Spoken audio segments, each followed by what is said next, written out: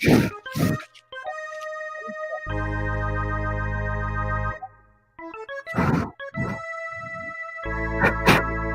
my mic?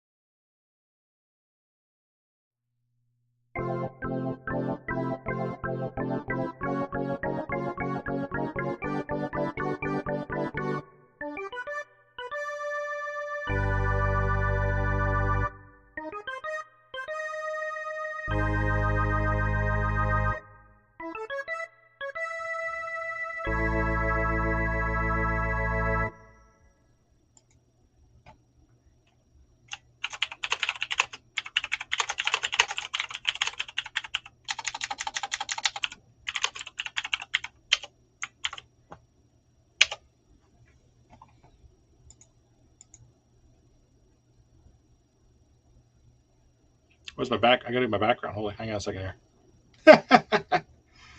Where's your microphone, dude? Check 1, check 2, check 1, check 2.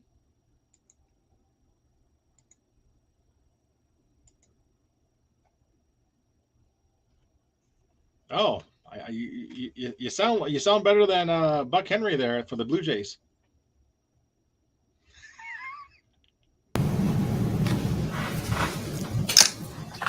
Hello? Can you hear me now? I can hear you now. Did your little microphone die? I guess so, yeah. I switched the other one. I switched the camera microphone there.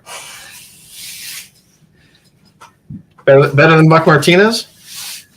Whatever that guy's name is. Buck Martinez. Buck Martinez, yeah. Yeah. How you doing, buddy? Not bad, you? I can't complain. Good. No one would listen if I did. Well, I mean, there's always the weather. We love to complain about the weather. We absolutely do. Yeah. Unbelievably, it's sports night. It is. Welcome to Thursday Night Sports, also known as Old Man Theater, where a bunch of old guys talk about sports.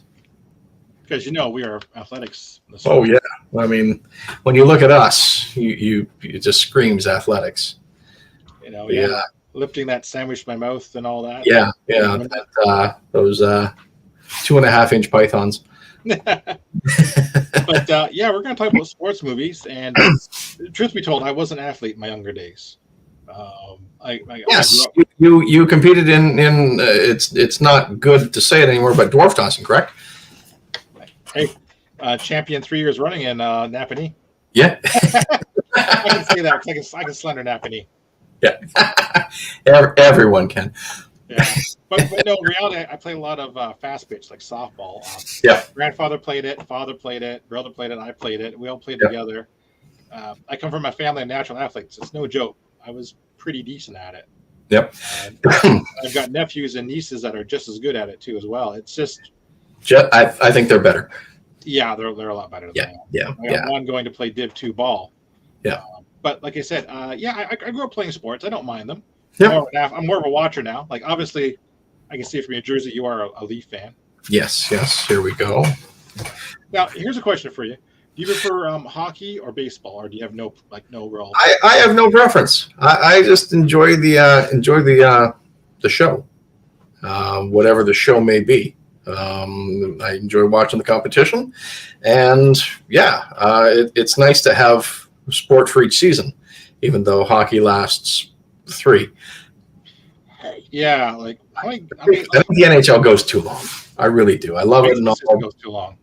Baseball, I don't have a problem with though, because, well, okay, lately it seems like they haven't added any games to the schedule, but it still seems to stretch into November instead of ending in October now, which it's because they added the extra rounds of the playoffs.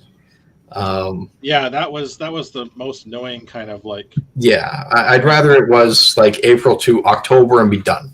Yeah. Now the playoffs is like it goes on for too long. Into the beginning of November now. Yeah. I'm, I watched hockey a bit of Bill. I wasn't really a big watcher. I'll watch Jay's mom. Shout out to mom. Love you, mom. The Jays I found were I watch them. I like watch someone who likes to watch the game. Yeah. For ball, I like being in person to watch it. It's a different experience. Oh yeah, absolutely. I think my love for baseball started as a kid, obviously, because baseball was the one sport that I could actually play and do reasonably well at, with it being softball or fastball or whatever, because it was one of the more affordable sports as a kid. Well, that's the biggest thing, right? You needed a glove, and you, at our age and skill level, you didn't need shoes or anything like that. You just needed a glove, and you could. The coaches provided the bats and all that stuff, or there were always bats around, so you could join a league pretty cheaply, and you could have fun. Yeah, and it was just great fun because if you wanted to play at recess at school, you just brought your glove. Yeah, all you needed to do. Yeah, I'm a soccer junkie now because the kids played soccer and competitively know the rules. Yeah, it's kind of funny to see how soccer's kind of pushed out baseball as the sport that kids play, right? Yeah. I maybe because more kids can play soccer, all you need to do is kick the ball, right? Yeah. I mean, soccer is, again, if you're at an introductory level, it's a cheap sport to play. And absolutely. Times are tough. Money is scarce. Not everyone can afford all these high price sports. Yeah, and like I said, even on the worst fees that Drew played competitive, like it was basically cleats and kit, and that's it. Yeah, so that's a good point. Baseball does have the least likely occurrences of career ending. The amount of concussions and injuries from soccer is insane. Yes, I mean you can have a career ended if you throw wrong and blow your elbow, or you land wrong and blow your knee, but that can happen in any sport. But yeah, really, it is I would say the safest sport to play. The lowest chance of injury. Although some of these guys, they take in the majors, if you take a ball off the bean, whoo, I'm not taking a 6-mile-an-hour fastball to the head. Thank you very much, because that will. But it's fun. You see these guys do that, and they get back up, and they just go down to first. Well, funny thing is, we played fastball. My uncle was a left-handed batter. Yep. The one that looks kind of weird, anyways. Yeah. Every game, first game of the season, he'd get hit, and it was just like basically, a rock hitting a wet paper bag, just smack. You just watch him turn, and just just smack. I've been hit a few times. It's not fun, even with like just a softball. Yeah. Anyways, sports movies. Where to begin? Where do you want to begin? There are so many. Well, I was trying to map out basically the popularity of when they rose to popularity and stuff like that. Yeah. Like I just poked around. So get this. You go back to the 60s. Mm-hmm. And the big one from that, I wouldn't even call it that basically, is more like 71. Brian's song. Remember that one? Yep. So that was with Bang the Drum Slowly with Michael Moriarty and Robert De Niro. and this was James Caan and somebody else about it was a very powerful movie. The football aspect was second. It was the whole struggle. That really seems to be the movie that kind of starts a sports trend. Well, before that, you had like Pride of the Yankees and the Stratton stuff like that, which were baseball movies. And musicals too, weren't they? I'm sorry? Musicals too, weren't they? No. Okay. No. Shows how much I watch. Yeah. But I think baseball movies were probably the first ones they really did. Well, baseball and football, but more baseball because they were America's pastime. You knew these players and these names, but it's also kind of easy to shoot. Easy to film. Whereas a football movie would be a little tougher to film. A hockey movie back then would be impossible to film. And the other thing to think about too, basically, talk about the American pastime, right? People want to watch what they love, right? Yeah. No one's going to watch a highlight movie in the 70s. Yeah. So baseball, like I said, was easy to shoot, easy to get into. I can name easily a dozen baseball movies off the top of my head. Yeah. Like going back, like you didn't bang the drum slowly. For me, Bad News Bears. Yep. Walter Matthau. Yep. And go watch that, please. So that is absolutely hilarious and disturbing at the same time. Yep. Bad News Bears. Remember Bingo Long's Traveling All Stars of Motor Circus, whatever? Yeah. Who was that?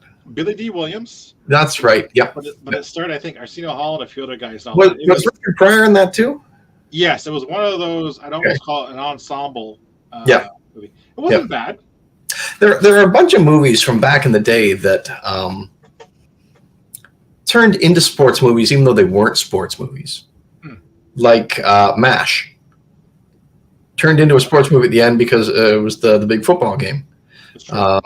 Brewster's Millions with Richard Pryor and John Candy turned it in a sports movie heavy theme because he was the pitcher for his minor league team and spending all the money he put on an exhibition game against the Yankees. Well, now you're getting into that. What constitutes a sports movie? Is it basically about sports, or is there sports in it? Right. Yep. So like Bad News Bears is a sports movie. Bang Drum Silly is a sports movie. Brewster Millions has sports in it. I would say it's a focus of it, right? Yep. I went and found some little obscure ones. Oh, okay. Raquel Welch did a roller derby movie called The Kansas City Bomber. I remember seeing driving, and I love that one. Another one that fits into is a sports movie, not a sports movie. Remember Heaven Can Wait? Yeah. There was a football player who died or something. Whatever, came back to Earth. Anyways, so like I said, you'll find a lot of the films are baseball films because, like I said, they're easy to shoot, America pastime, and people can just get into them. So let's focus on baseball. Let's stick there, right? I already named the Bad News Bears. You got Bang the Drum Slowly. You introduced me to The Natural, which was the longest time I hadn't seen. I'm sorry? Which was the longest time I hadn't seen to actually introduce me. Oh, the longest time. I was going to say, I'm sure you've seen it by now, right? No, well, you showed it to me. I knew the inside joke about him making the bat and hitting the home run, all that. Stars Robert Redford and Wilford Brimley. But it also had a huge supporting cast because Michael Madsen was in it. Barbara Hershey, Glenn Close. Was it Richard Farnsworth? I think it was Richard Farnsworth. But it was it was a sports movie, but it was also a movie for everybody because there was this drama, overcoming and all that. The Natural basically is one of my tentpole baseball movies. Yes. Yeah. And then you got, of course, who can forget basically Field of Dreams. Yep. That was something that sticks. There were so many great movies that I guess because sports kind of unite us. It does. Because we're all a fan of something. Yeah, and then it's kind of funny because once you get past The Natural and Field of Dreams, Field of Dreams technically was 89, so it's still the 80s. The 90s introduced the comedy sports movie, right? Comedy baseball. Major League, which I still watch. Screw you guys. I love it. The Sandlot. Yep. Of course, I got to say Benchwarmers. Yeah. And technically, Benchwarmers was funny. Yes. Yeah.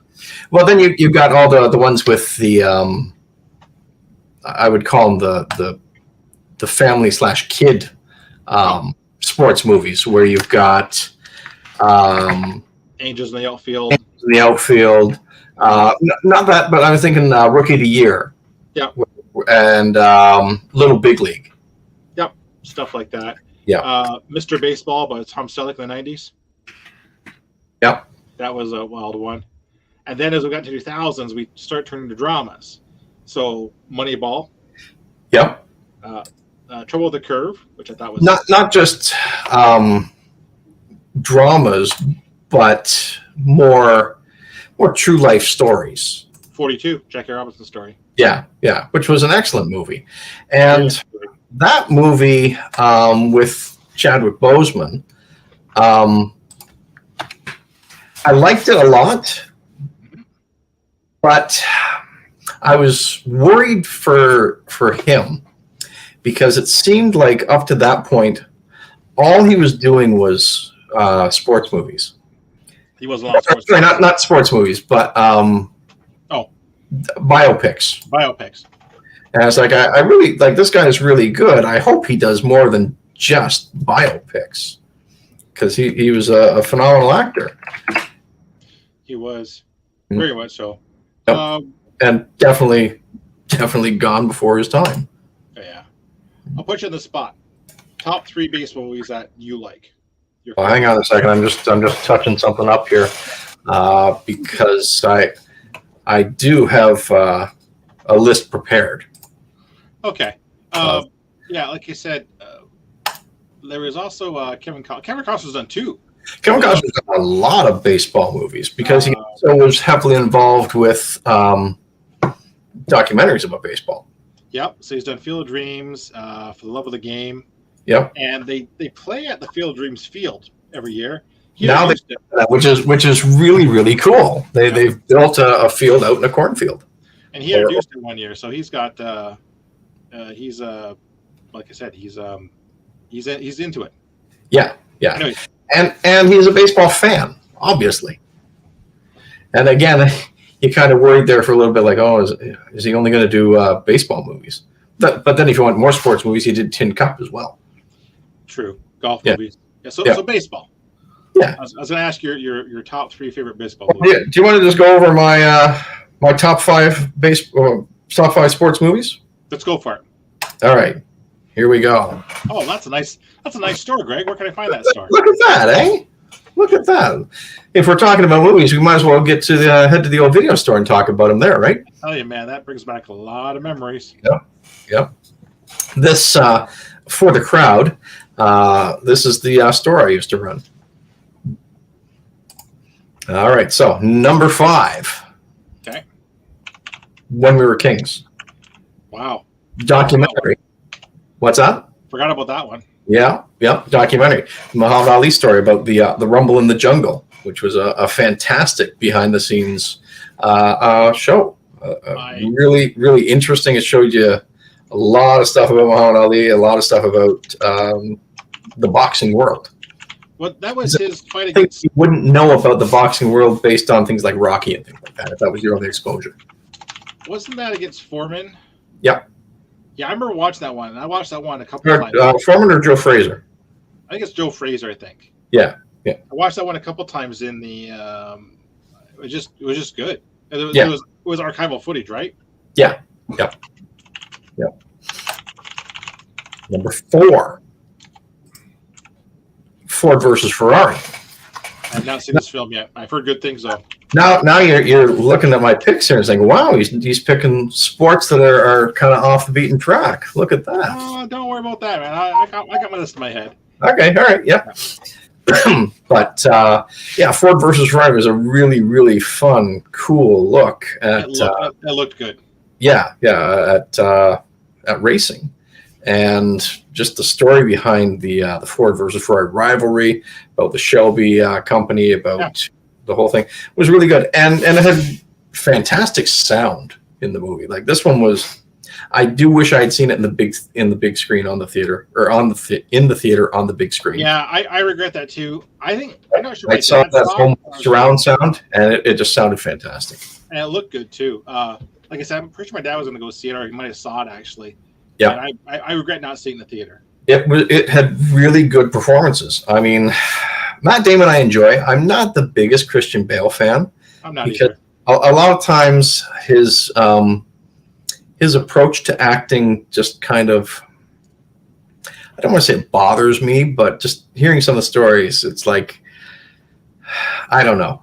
There was the one movie, The Fighter, with Mark Wahlberg that he did, where he played the main character's brother, and it was based on a true story, and he basically just mimicked and imitated this real guy, and people were like, "Oh, that's exactly what the brother sounded like and what he did," or whatever. It's like that. Kudos to him for the skill to do that, but were you really acting, or were you just imitating? How much performance did you bring to it, and how much of yourself did you bring to the performance, and how much did you just like try and mimic this guy who was already around? Right. But in Ford versus Ferrari, I really enjoyed his performance as well, because he seemed more realistic there, and more almost like himself. That's a good point. Fair point. Yep. Number 3. I should have a drum roll going. Jeez. Space Jam. Everyone loves the Space Jam. It was annoying, but it's fun. It was. You got to have some fun movies in here. I'll tell you what. There's a lot of milestones in it. Yep. I think this also is not a great basketball film. Yep. It also helped bring the Looney Tunes back into relevancy. Yeah. Yep. And just a fun Looney Tunes cartoon. Good one for the family to watch. Just all around fun. I mean, yeah, we hadn't seen the Looney Tunes really in ages, at least not new Looney Tunes, because this all happened after Mel Blanc died, right? So well, exactly. So the future of the voices of the franchises were kind of in limbo, in doubt, in worry. Yeah, and they kind of like, they were just there. On the back, on the back burner kind of thing. Yep. It was a great Michael Jordan story, which kind of helped bridge his transition back to basketball from his retirement into baseball. Okay. He was not a good baseball player. He was an average baseball player, but not a good baseball player. They say that baseball, only like a very small percentage of the population has the eyesight and the reflexes to actually hit major league pitching, because it's that difficult. Where Michael Jordan, who was a phenomenal, arguably one of the best athletes ever in basketball, could not do it well. Number 2.5 actually, because I as we were talking, I thought of another one. The Sandlot. I forgot how much I actually loved this movie. This was a fantastic. Sandlot is good, and I think it holds up quite well today. Yeah. Then number 2, I got to go with Goon. Goon is a movie that more people need to see. It is very much a hidden gem. Sean William Scott gives a hell of a performance. Yep. And you might think of him just as Stifler from American Pie. You might expect him just to be the dumb guy in the show, or the crass guy or whatever. But his performance had a lot of heart. Absolutely. The one scene with the logo on the locker room floor. Yep. Yeah, and just the way he talks, like brilliant. Great Canadian film. If you haven't seen it, please go check it out. Don't be put off by the content. This movie has a lot of heart. Yep. Yeah. It's funny because Jay Baruchel wrote it, didn't direct it, but he directed the second one. Yeah. And I really like Jay Baruchel, but I didn't like him in this movie. He distracted there, I think, from it, because he was just there to be loud and crass and obnoxious, to kind of bring that edge to it. And I don't think the movie needed it. No. And like I said, we met Coates, right? Yep, Kim Coates, who played the coach. Yep, and we met him at Niagara Falls Comic Con. I don't remember which year. It was the same year we met Belford Brimley from The Natural. And I mentioned that, hey, Goon is my favorite hockey movie, and he was like, "Wow, thank you. That really means a lot to me because we grew up in the era of Slapshot and Youngblood and things like that, and formerly Slapshot was untouchable as hockey movies went." And he was like, "This is great that this new generation is picked up on our film and is really enjoying it." Yep, definitely. Yep. And then we got some honorable mentions because I couldn't pick just 5. And we love them all for different things. Like Rudy was pretty cheesy, but because it was on TBS every Sunday for 100 years. Oh, exactly. Everyone got to see it, and you know what? It's fun and enjoyable. Who cares if it's cheesy? It's a true story, and it tugs the heartstrings a little bit, and you do root for the underdog guy. Oh, absolutely. And good performances too. Hoosiers, classic. Hoosiers are good too. Yeah, Gene Hackman is fantastic, and again Barbara Hershey. Just a good movie. Field of Dreams, which we've touched on briefly. Just a really fun baseball movie. Again, with a little bit of a supernatural aspect to it, a little bit of fantasy aspect to it. Was really cool. I remember when that one came out on VHS, they teamed up with Twix, and you got a free Twix bar every time we were into the movie. Well, that's quite a promotion. Yeah. Yep. Field of Dreams also came out at the height of Kevin Costner's career. Yep. It's a perfect film. You got a hot star, a good story. Yep. And a great supporting cast around him too, because you had James Earl Jones and Ray Liotta, and I can't remember who played the doctor. I want to say it was like not Burt Lancaster, but I can't remember who it was. You're gonna have to look that one up there for me, because there was another big name in it there.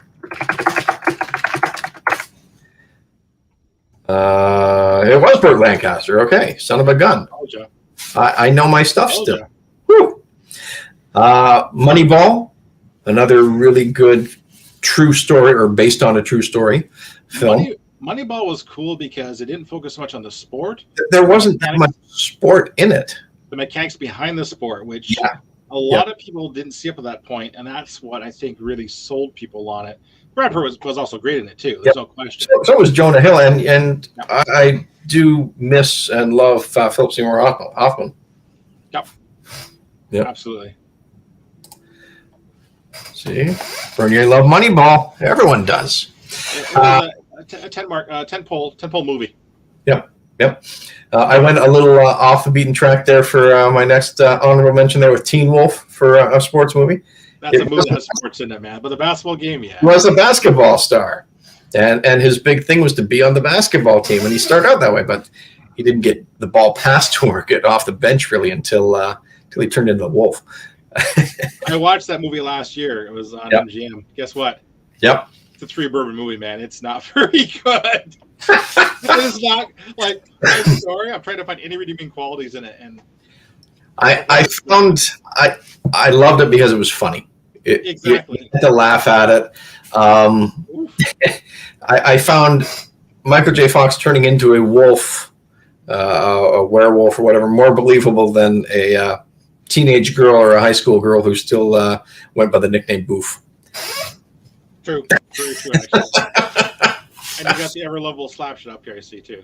Yes, Slapshot, because you have to love it. So many great quotes from it, so many great scenes, putting on the foil, old-time hockey, just an enjoyable film. And the lead-up to all the future great hockey movies that we ever had. Well, precisely. What's your number one, dude? Number one, obviously, it's The Natural, Robert Redford. Again, there are parts of this movie that are cheese, but I love the cheese sometimes. It's the predictability of it sometimes that you know when the home runs are going to come, but you still love it. One of my favorite stories about The Natural, not aside from meeting Wilford Brimley, was remember the Gary Shandling show? Or What's the theme to Gary show? It's Gary Shandling show. Yeah. Gary called me up and asked if I could rate the theme. Oh, yeah. Yep. They did a Natural episode there, or homage or parody of it there with a ping pong episode. And I remember that one. Yeah. It was hilarious. So did The Simpsons did a Natural joke. Yep. Young Blood. I forgot about that one. I'm terrible. We're getting there. We're getting there. Yep. Young Blood. Yep. My mom likes our video. Hey! Hi, Mom. Hi, Mom. I see it.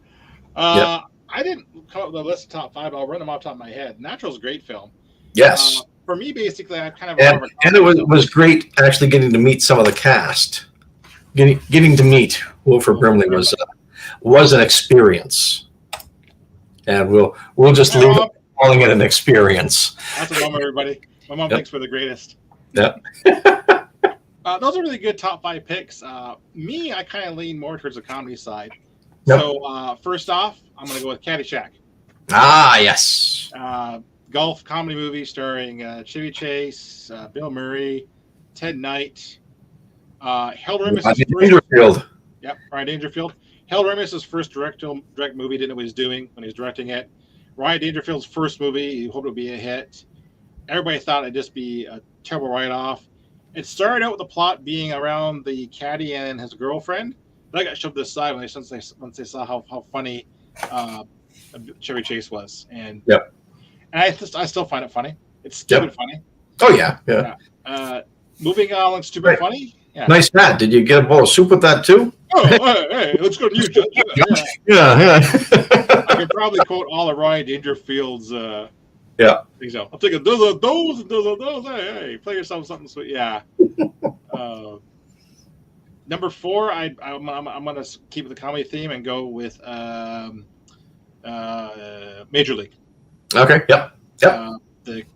It was a film I saw, and I did not know anything about it. It was a very rare experience. I just saw in the paper 14 Smash Week. Went and saw, no idea what it was about, and laughed my arse off. And I still watch it. Got it on Blu-ray. You know, I love it. I would assume going in that you knew it was about a baseball. It was a baseball movie. Vaguely. I saw the title. The baseball logo. I saw the baseball logo. That's all I ever saw. Yeah. Funny as all heck. You got Wesley Snipes, Charlie Sheen, Tom Berenger, who always cancels Comic-Con. Yep. The guy that played Sorrento wound up playing the president in the Allstate commercials. I can quote that movie like when my eyes shut. You know. Yep. No, there's no lady crap. Every time you miss the ball, you owe me 10 push-ups. It's great. It's fun. Bob Uecker in it as well. Oh yeah. Oh, Bob Uecker. Yeah, just a bit outside. Yeah. Yeah. What does it matter? No one's listening anyway. I'm going to keep the baseball theme and go number 3 with A League of Their Own. Okay. Yep. It's funny. It's heartwarming. Mostly factual. Yep. Tom Hanks is great, but I love a good Gene Davis film. Yep. And I can watch that film. If it's one of those films that when it was on cable, I would just sit down and start watching it. Don't forget John Lovitz in there. Yes, John Lovitz. Yep. Number 2 is going to be an interesting pick. I'm going to put Slapshot. Okay. I knew you were going to pick Slapshot in your top 5, so that's why I did. That's why I just gave it an honorable mention, because I know you love that movie. I do love that movie. Yep. My dad and my uncle saw it 4 times opening a day. Oh wow! Opening day? Going in over and over, because it was just so outrageous. Yeah. And I met the Hanson brothers in their prime when they're in the 90s. My dad. The one is it Steve? Steve, who is still promoting themselves on Twitter and all that stuff, is a cancer survivor right now. So that's a good thing. Yeah. Yeah, I met them sometimes in the 2000s at the Ottawa Sens, and they were in full character. They didn't break character.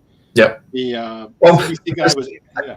I don't think that they are characters. I think that's them. I think so too. Everything they are, they put on the screen just as themselves. Well, the CBC guy was interviewing them and says, "Don't you, people think you're popular because you kind of look funny sometimes." So they jumped up, they grabbed her, shaking him, like calling us names. So it was hilarious. The film is a hard R, and it's probably not culturally acceptable by today, but it's funny, and it always makes me laugh. There's some great bits in it. I Oh love my God. the interview at the beginning there, where it's like they explain penalties. Oh, and then you sit in the box and you feel shame. Feel shame. Yeah. Oh, the ending. She thinks the ending is perfect because it makes a whole mockery of the sport. Yep. Written by a woman, I forget her name, that she based upon her brother's experience. Paul Newman, who starred in it, said it was one of his most favorite movies to make. He had a fun time making it. Mm-hmm. Check it out if you haven't, because I love it. Who can guess my number one movie?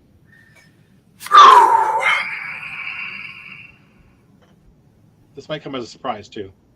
I'm gonna say Rollerball. Very close. I give that honorable mention. Yep. Honorable mention goes to Rollerball, Trouble with the Curve. Those are definitely, and The Waterboy. Honorable mentions. Yep. Top movie for me is Rocky. Okay. All right. I don't know what it is about that film. Rocky 1. Rocky 1. Yeah. I like Rocky 3 too. That's not because it's just cheese. Yeah. But Rocky 1, the drama, the pathos, and all that, it's just a good film. And What year did Rocky come out? 1978, 79? I'll say 78. Looking up right now, came out in 76. 76. Okay. All right. So 76 was how many years ago? 47 years ago? Yeah. 47 years ago, yeah. 47 years ago. So are we out of the spoiler zone? Can we say a few things about it here? Probably could. All right. So if you haven't seen Rocky, a movie that is now 46 years old, we're gonna have a few spoilers. Good point. And too bad, because it's 46 years old. You should have seen it by now. The best part, one of the parts that I loved about the movie is that Rocky didn't win the fight. Nope. And whenever you see a sports movie, you expect the star, the underdog, the main character to win whatever they're doing. And it wasn't a glamorous sports movie. No. Rocky was a bum. He boxed in a church with very little rules. He was a leg breaker during the day, and he was just, he didn't see himself anything else beyond that, basically. Yeah. Written by Sylvester Stallone. Yep. Not by Stallone, but choreographed by Stallone for the fights. Yeah. He does regret that he didn't do a better job of doing it more realistic, but it works.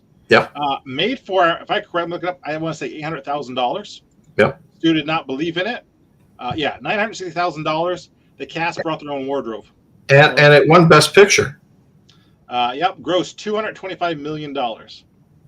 Is that adjusted for inflation and all that? It's not just for inflation either. Insane, eh? Yeah. One Best Picture, one Best Director, Best Film Editing, nomination for Best Actor, Best Actress, Supporting Actor, Original Song. Who was nominated for Best Actor? Stallone? Best Actor for Stallone, Best Actress for Taylor Shire. Yep. Yep. I could see Best Supporting for Burgess Meredith. And Burt Young. Wow. Burgess Meredith was fantastic in that one. He was. Original screenplay. Like, it was a moment in time. A lot of people might find it slow, but to me, it's, I don't know. It's just, like I said, it's like 1984. Not all movies have to end happy. Yeah. They have to evoke an emotional response. But those are my go-to sports movies. I like, Rollerball, honorable mentions, like a science fiction-ly. Yep. But those ones I keep going back to over and over. Yep. Yes, and Michael Bernier brought up Youngblood. Yep. So it gets segued to hockey films, which for us Canadians is, bread and butter. So we already talked about Slapshot. The Goon. Youngblood was highly underrated, in my opinion. Yep. I love Youngblood. Not only Rob Lowe, but Patrick Swayze. Correct. Yep. I could picture him, but I couldn't think the name. Keanu Reeves has a bit part in there too as a heaver. Oh, okay. Youngblood's very good. Yeah, and a fairly realistic portrayal of minor hockey there. Absolutely. Like Slapshot was over the top iron, like minor rough league Yep. for older players. Youngblood is great for the look at it's a great film. Yeah. Like I wish more people knew about it. Yep. Hockey films don't resonate with the world because who plays hockey like Canadians. Because you've got Miracle, which is when the U.S. kicked the Canadians' butt. Yep. Again, another good movie because it's got Kurt Russell. I was going to say, okay, yeah, sorry. I, for some reason, I thought that Youngblood was a Canadian film, but he's just in Canadian hockey, but it's an American Canada. Yeah. Again, it's been 100 years since I've seen Youngblood because where did you see Youngblood first? VHS tape, man. Oh, City TV, late great movies. Late great movies, yeah. Everywhere. Well, there's a huge track record of hockey movies. Like you've got Mighty Ducks. Yep. 3. Mystery Alaska. Here, hang on. Oh, we started too late, but we should have done a little back and forth game to see who can name the last hockey movie. Oh, see how far we can go, kind of. We go back and forth, and then you go, I go, sort of thing, and see who gets stumped. Okay. Yeah. Yeah, probably me. I think we've named them all. Well, don't forget Cutting Edge. Tooth Fairy. Indian Horse. Ooh, that's a good one. Skating to New York. MVP, Most Valuable Primate. A monkey playing hockey. Because that's my favorite one. That one's so stupid. It's great. I mean, they had the next one, which was MVP 2, which was Most Vertical Primate, where the monkey played basketball. God. But I love MVP, Most Valuable Primate, where a monkey plays hockey. And that just sounds cruel. And so many it pulls me back to all those Looney Tune cartoons where Bugs Bunny or whoever was like, there's nothing in the rule book that says an elephant can't play baseball. No. Yeah. There's nothing in the rules that says a chimp can't play hockey. Yeah. But that's really the core hockey movies. Like you have a lot of movies about sports, like who can forget Sudden Death of Jean-Claude Van Damme? Like he's at a hockey game. Where it's at a hockey game, yeah. It's kind of on the periphery there. Yeah, but there's no real major like hockey movies. But again, it's a Canadian thing. Yeah. I was shocked years and years and ages ago. I remember seeing an episode of CSI where they were doing it in Vegas, where there was a murder at the hockey arena or something, where a guy they found the tooth on the ice or something like that and proved that somebody poisoned somebody. Something bizarre like that. It was like, wow, I'm surprised they went to hockey. And I think the reason is, like you said, it's hard to film. Yeah. There's not a lot of off ice action you can do. Yeah. I remember an interview with Sean William Scott about Goon, and it was for Goon 2 was the interview. Okay. And they were talking about the new rigs and special rigs that they had kind of developed and pioneered to hold the cameras on the ice to get some of those angles and those shots. And it was pretty cool because you look at things like the Mighty Ducks where you have like the wobbly puck and woo. It's like, okay, those are okay, but they're definitely kids' movies. They're definitely the cheesy shots. Yeah, like I said, I do appreciate all the movies we have, but I do not see Hollywood going out and making a ton of them. Yeah. Soon. Like Goon, I'm going to treasure because that's going to be one of the one-offs we're going to treasure. Most definitely. So we talked baseball. We talked hockey. Yep. We could go football? Or... We really didn't touch football movies, did we? Nope. No, maybe because we're not huge football fans, or I'm not a huge football fan, at least. I've never been a huge football fan. I enjoy my CFL, go Saskatchewan Roughriders. CFL is good. Yep. But other than that, I don't actively follow the NFL or watch or anything like that. I know the rules and all that, but it just doesn't. Roll because it's on TV. Yeah, it just doesn't appeal to me. Yeah. Football movies I've seen, like the Longest Yard. Longest Yard. I've seen the old one and the new one. Yeah. Yeah. Like the old one's kind of funny because it's adults and stuff like that in a prison. Yeah. Yeah.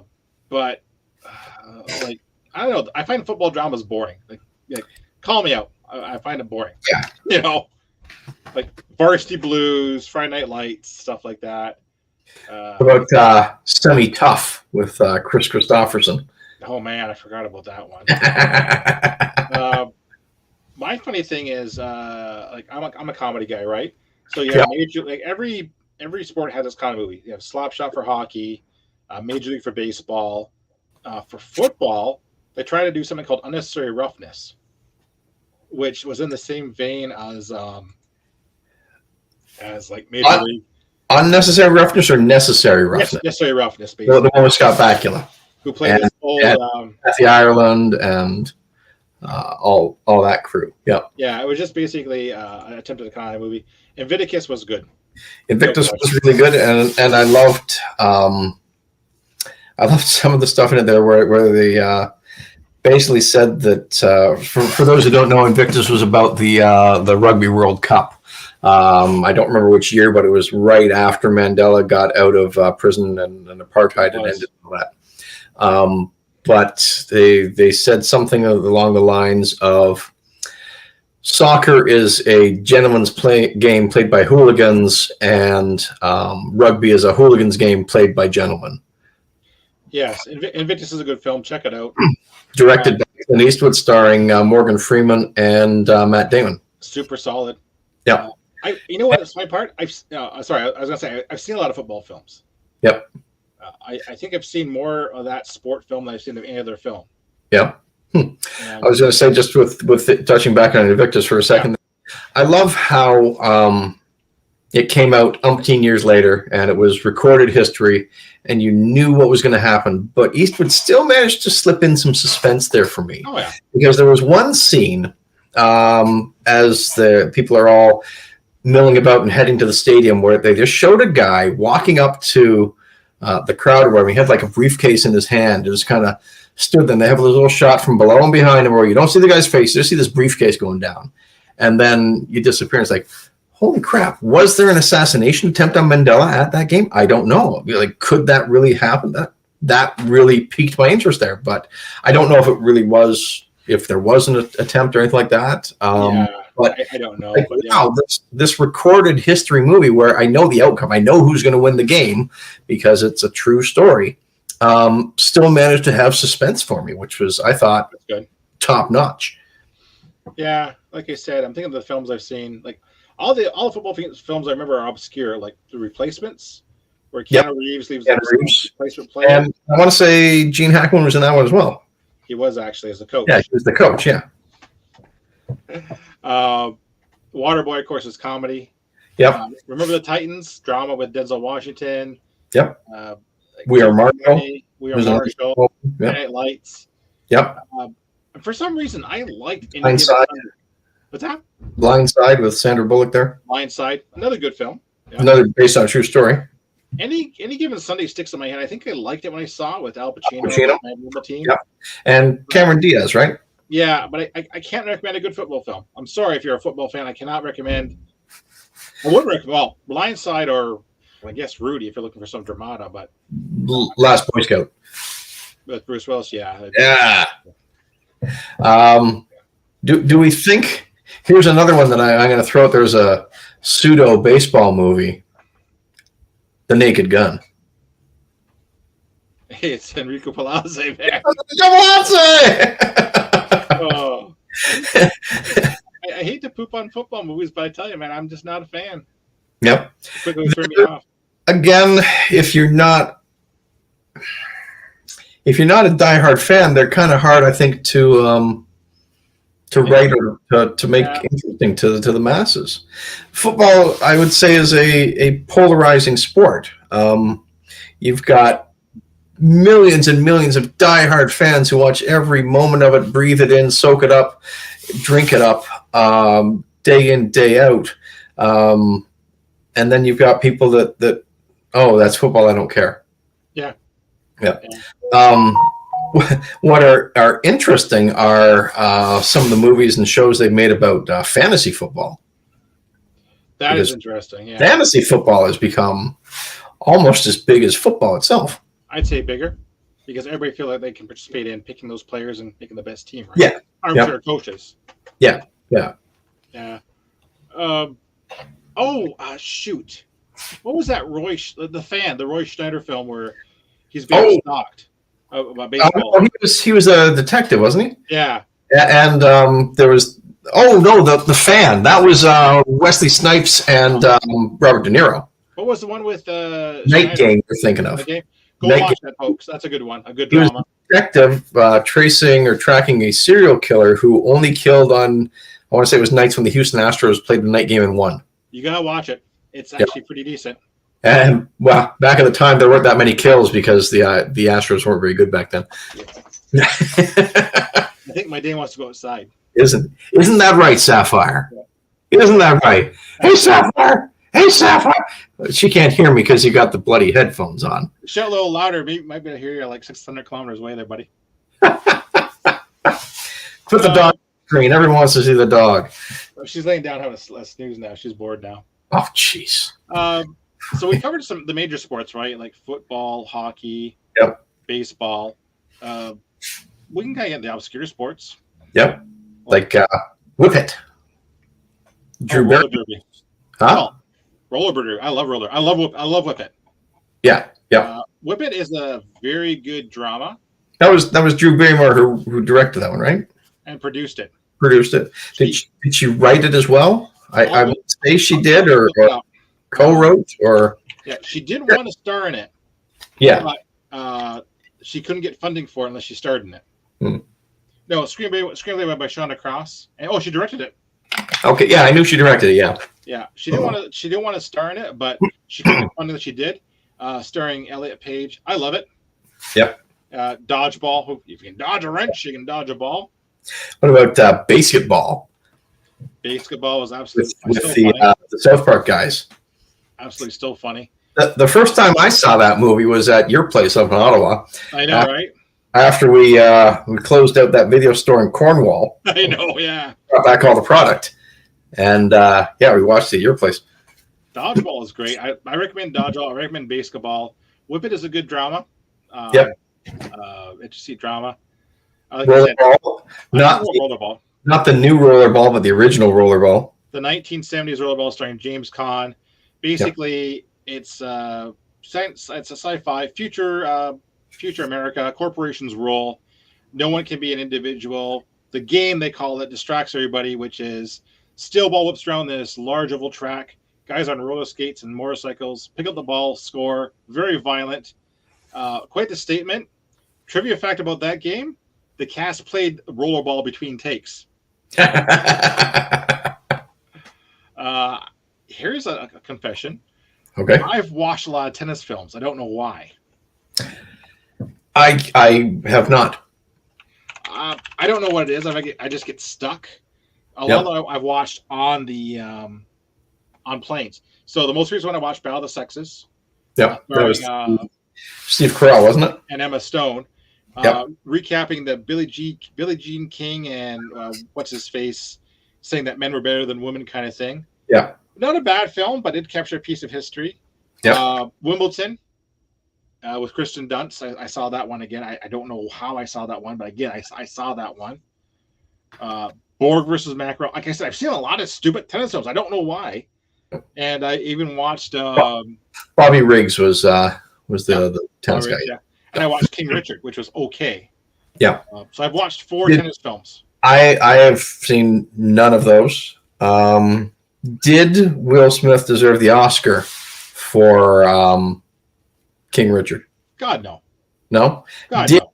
Did Will Smith deserve to be banned from the Oscars for the slap? God, ooh, no. Controversial take now. Good God, no.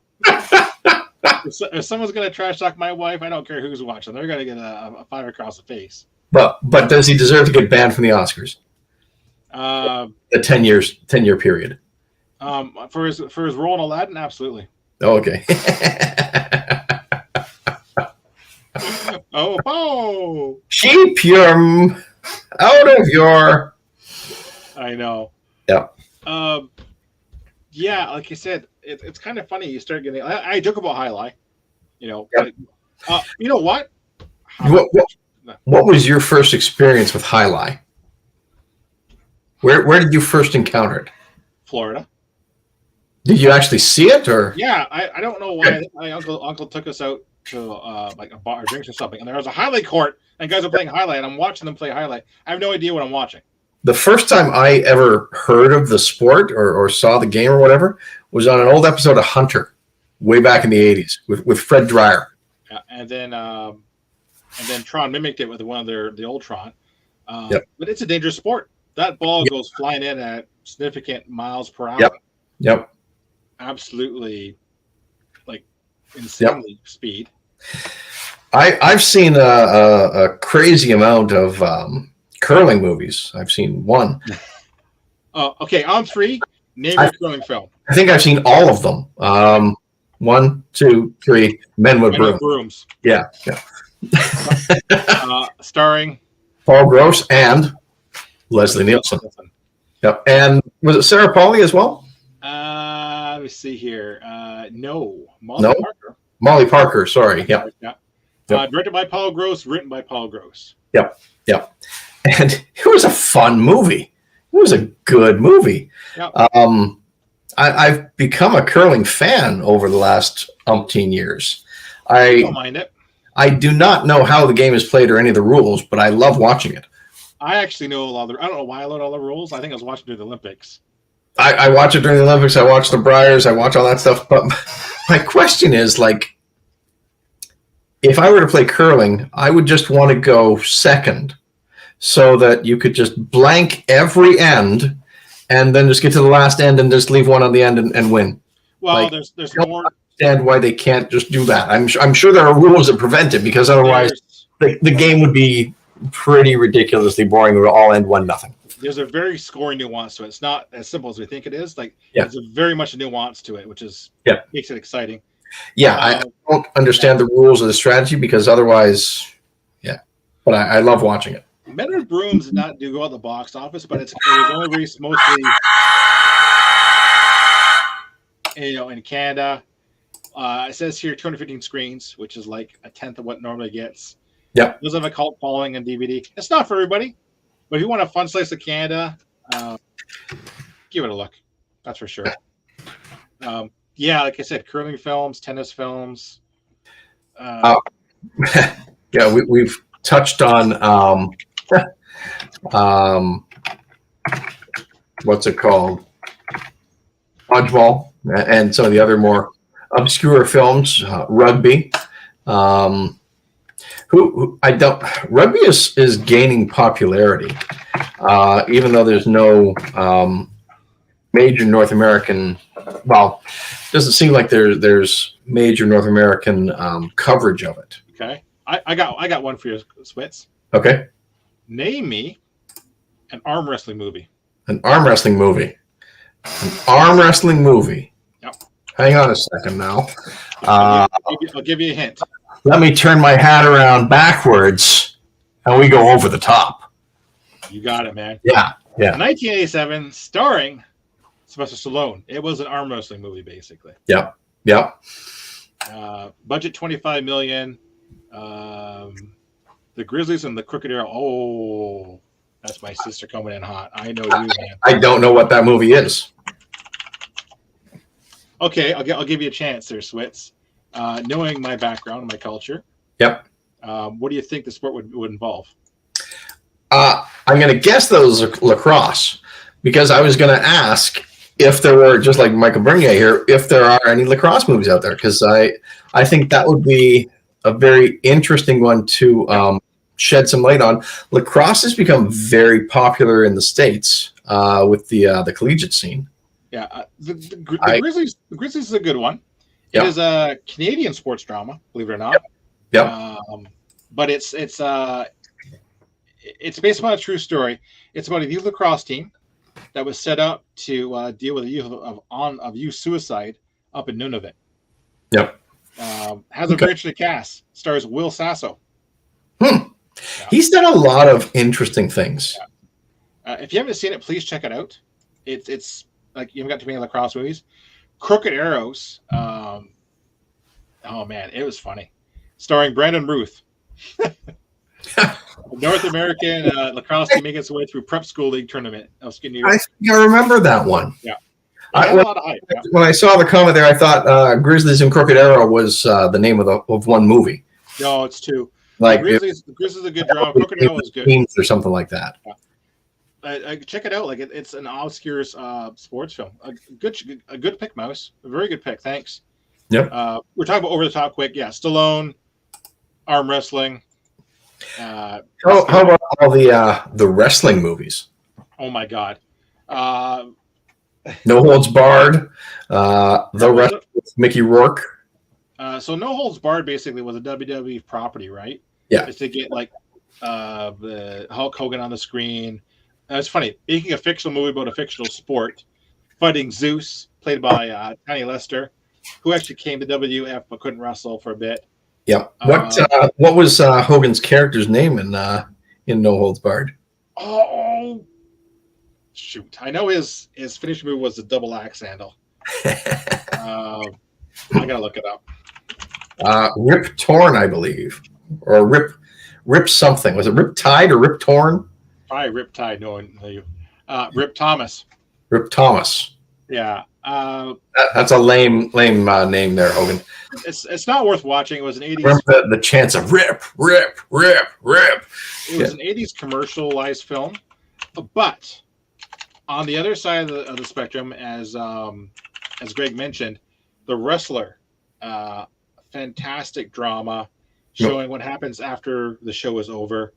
Wrestlers basically are wrestling in bingo halls, just trying to survive. Very gritty, very powerful performance by Mickey Rourke. Yep. Was he nominated? He was nominated, but he didn't win the Oscar that year. He was nominated. I think it was. I'll look it up. It was a travesty because I think he should have won. Yeah. Mickey Rourke is a criminally underrated actor. Yep. It's a hard film to watch because you know what's going to happen, and just watching, it's like the Joker, right? And you're watching this downward spiral, this guy, and you try to cheer him on, but like, oh man, it's just basically like it's hard to watch. Best actor, Mickey Rourke. Best actress in the supporting role, Marissa Tomei. Yep. So you got that. Remember Ready to Rumble? Yes, with David Arquette. Yeah. So on the opposite end, basically, back to the comedy, WWF had their ones, and you had Ready to Rumble, which was WCW. Both are kind of crappy. Then Here Comes the Boom, our nod to Ultimate Fighting and all that with Kevin James and I want to say Henry Winkler. It was, and that is pretty funny. Here Comes the Boom is good. Yep. If you haven't seen it, please go check it out. Who can forget this wrestling movie? How about this? When they hit my blouse tonight, I felt powerful.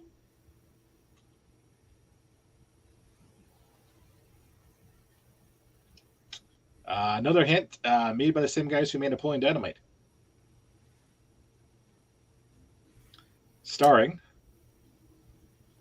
Was it not Nacho Libre? Correct. Okay. Yep.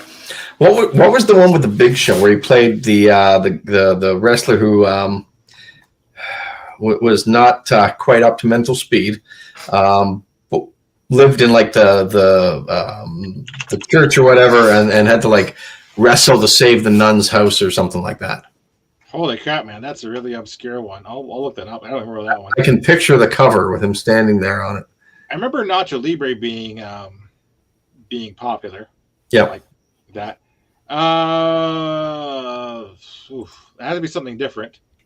So I've got movie. I'll go like not Countdown, not Vendetta, Knucklehead. That's it. Yep. MacGruber, Waterboy, Jingle All the Way. Yeah, there's the cover where he's standing there waving. Yep. And it's funny because wrestling movies have always kind of been around, but they blink and you miss them. Yep. I'll hit you up with one. This is how dumb my head works. I think there's one called For All the Marbles. Was it For All the Marbles? All the Marbles. It was basically starring Peter Falk, these two girls who is taking it out to the championships tag team. Don't ask. I saw that driving. That would be interesting because that was made back in an age where the business of wrestling was very protected. Yep. And it wasn't known or accepted that the outcomes were scripted. Absolutely. So that would be an interesting movie to write, to see, just because you had to keep, well, who knows what these writers knew, if they knew it was fake or not. That's a good question, actually. Yeah. Motorsports. Oh, yeah. Yes, we covered Ford versus Ferrari as one of my picks there. But let's move into motorsports, because I can think of when I say motorsports, what do you think of? Days of Thunder. Exactly, Tom Cruise. Or Talladega Nights, the Ballad of Ricky Bobby. Both of them, but dear baby Jesus. Sweet little baby Jesus, not old man Jesus. Thank you for my smoking hot wife. Shake and bake, baby. Yep. But crap, yeah, like Days of Thunder. Days of Thunder was groundbreaking at the time for the audio effects of it, for the special effect. Well, not really special effects, but the racing scenes. Well, how do you make a racing movie exciting? Yeah. And they managed to capture that. I know how you do it. Throw in a few right turns. But hey. Yeah, so I think of that. Talladega Nights. You mentioned Ford versus Ferrari. Yep. There's a couple coming out. And you can think back to like Le Mans was another good one. There were a lot of good racing movies. Yeah, Gran Turismo is coming out based upon basically a guy plays Gran Turismo video games that turn into a real racer. It looks like it's got potential. There's also an F1 movie coming out as well. There's Grand Prix with James Garner as well, back in the 60s. And that was an interesting one. And I'm trying to remember who else was in it. And then I'm cheating. I have to look that one. Yeah, it was Eva Marie Saint. I thought so. Oh, I know one. Yep. I'll give you a hint. Burt Reynolds and Lonnie Anderson. Stroker Race. Ding, ding, ding. Yeah. Oh, God, man. That was a hard one to watch. 1983 NASCAR driver. A lot of kind of racing movies there, right? You can kind of like Smoking the Bandit was a lot of kind of racing. Cannonball Run. Cannonball Run was great. Great comedy. Yep. But Stroker Race was definitely about NASCAR. I got another one for you. Okay. I'll give you a hint. Kenny Rogers. Kenny Rogers. Six Pack. Ding, ding, ding, ding, ding, ding. Bonus points. What was the theme song? Oh, geez. It wasn't The Gambler. Not that one. We should do TV movies one time. I don't know what the theme song was. No. Love Will Turn You Around. Oh, okay. All right. Not Islands in the Stream. No, but I remember that too. Like Six Pack. Yeah. Again, with the kids. Yeah. Yeah, it was weird because you can see it going up and down, right? So, like it was like you talked about James Garner films back then. You had kind of Six Pack, Stroker Race, and it was kind of more of a joke. Days of Thunder, yeah. Those kind of fell along the same vein, I think, as Bad News Bears. Yeah, absolutely. Yeah. Because you know what? How do you make it exciting? Let's make it a comedy. Yeah. But Days of Thunder kind of took it seriously, and then we got like Drive and Ford versus Ferrari. Yeah. Heck, there was even a NASCAR 3D experience movie that would just show a NASCAR race. Yeah. Which would be exciting. There was. Okay. Was it 3? The Tom Petty story? Was Tom Petty 3 or not? Tom Petty. I'm not big on my racing here. Okay. I'm gonna try and stump you again, buddy. This is kind of a racing film. I'm sorry? This is kind of a racing film. Okay. Came out in 2008. 2008. One of the stars was Christina Ricci. Okay. Also had John Goodman, Susan Sarandon, with Matthew Fox in the lead role. Directed by the Wachowskis. And the last hint is Mach 5. Oh, geez. Speed Racer? Yes. Wow. I wouldn't consider that a sports movie or a racing movie just because it's based on the cartoon. It's a racing movie. He raced it, but yeah, I thought about it. I suppose it was a bad one, but you know what? I think of it because the cartoon wasn't really about the racing. It was all about the mystery of Racer X and finding his brother, Speed's brother, and all that stuff, and things like that. But I guess it counts. But yeah, I think it was just came at the wrong time because it looks, of course, it looks fake. There's a lot of CGI in it. Yeah, but the acting, the cast, Christina Ricci, absolutely wonderful. Yeah. But yeah. Oh, maybe this isn't really sports though. What about flying sport movies? Flying sport movies? Well, Rocketeer, that opens up basically with the arrow show.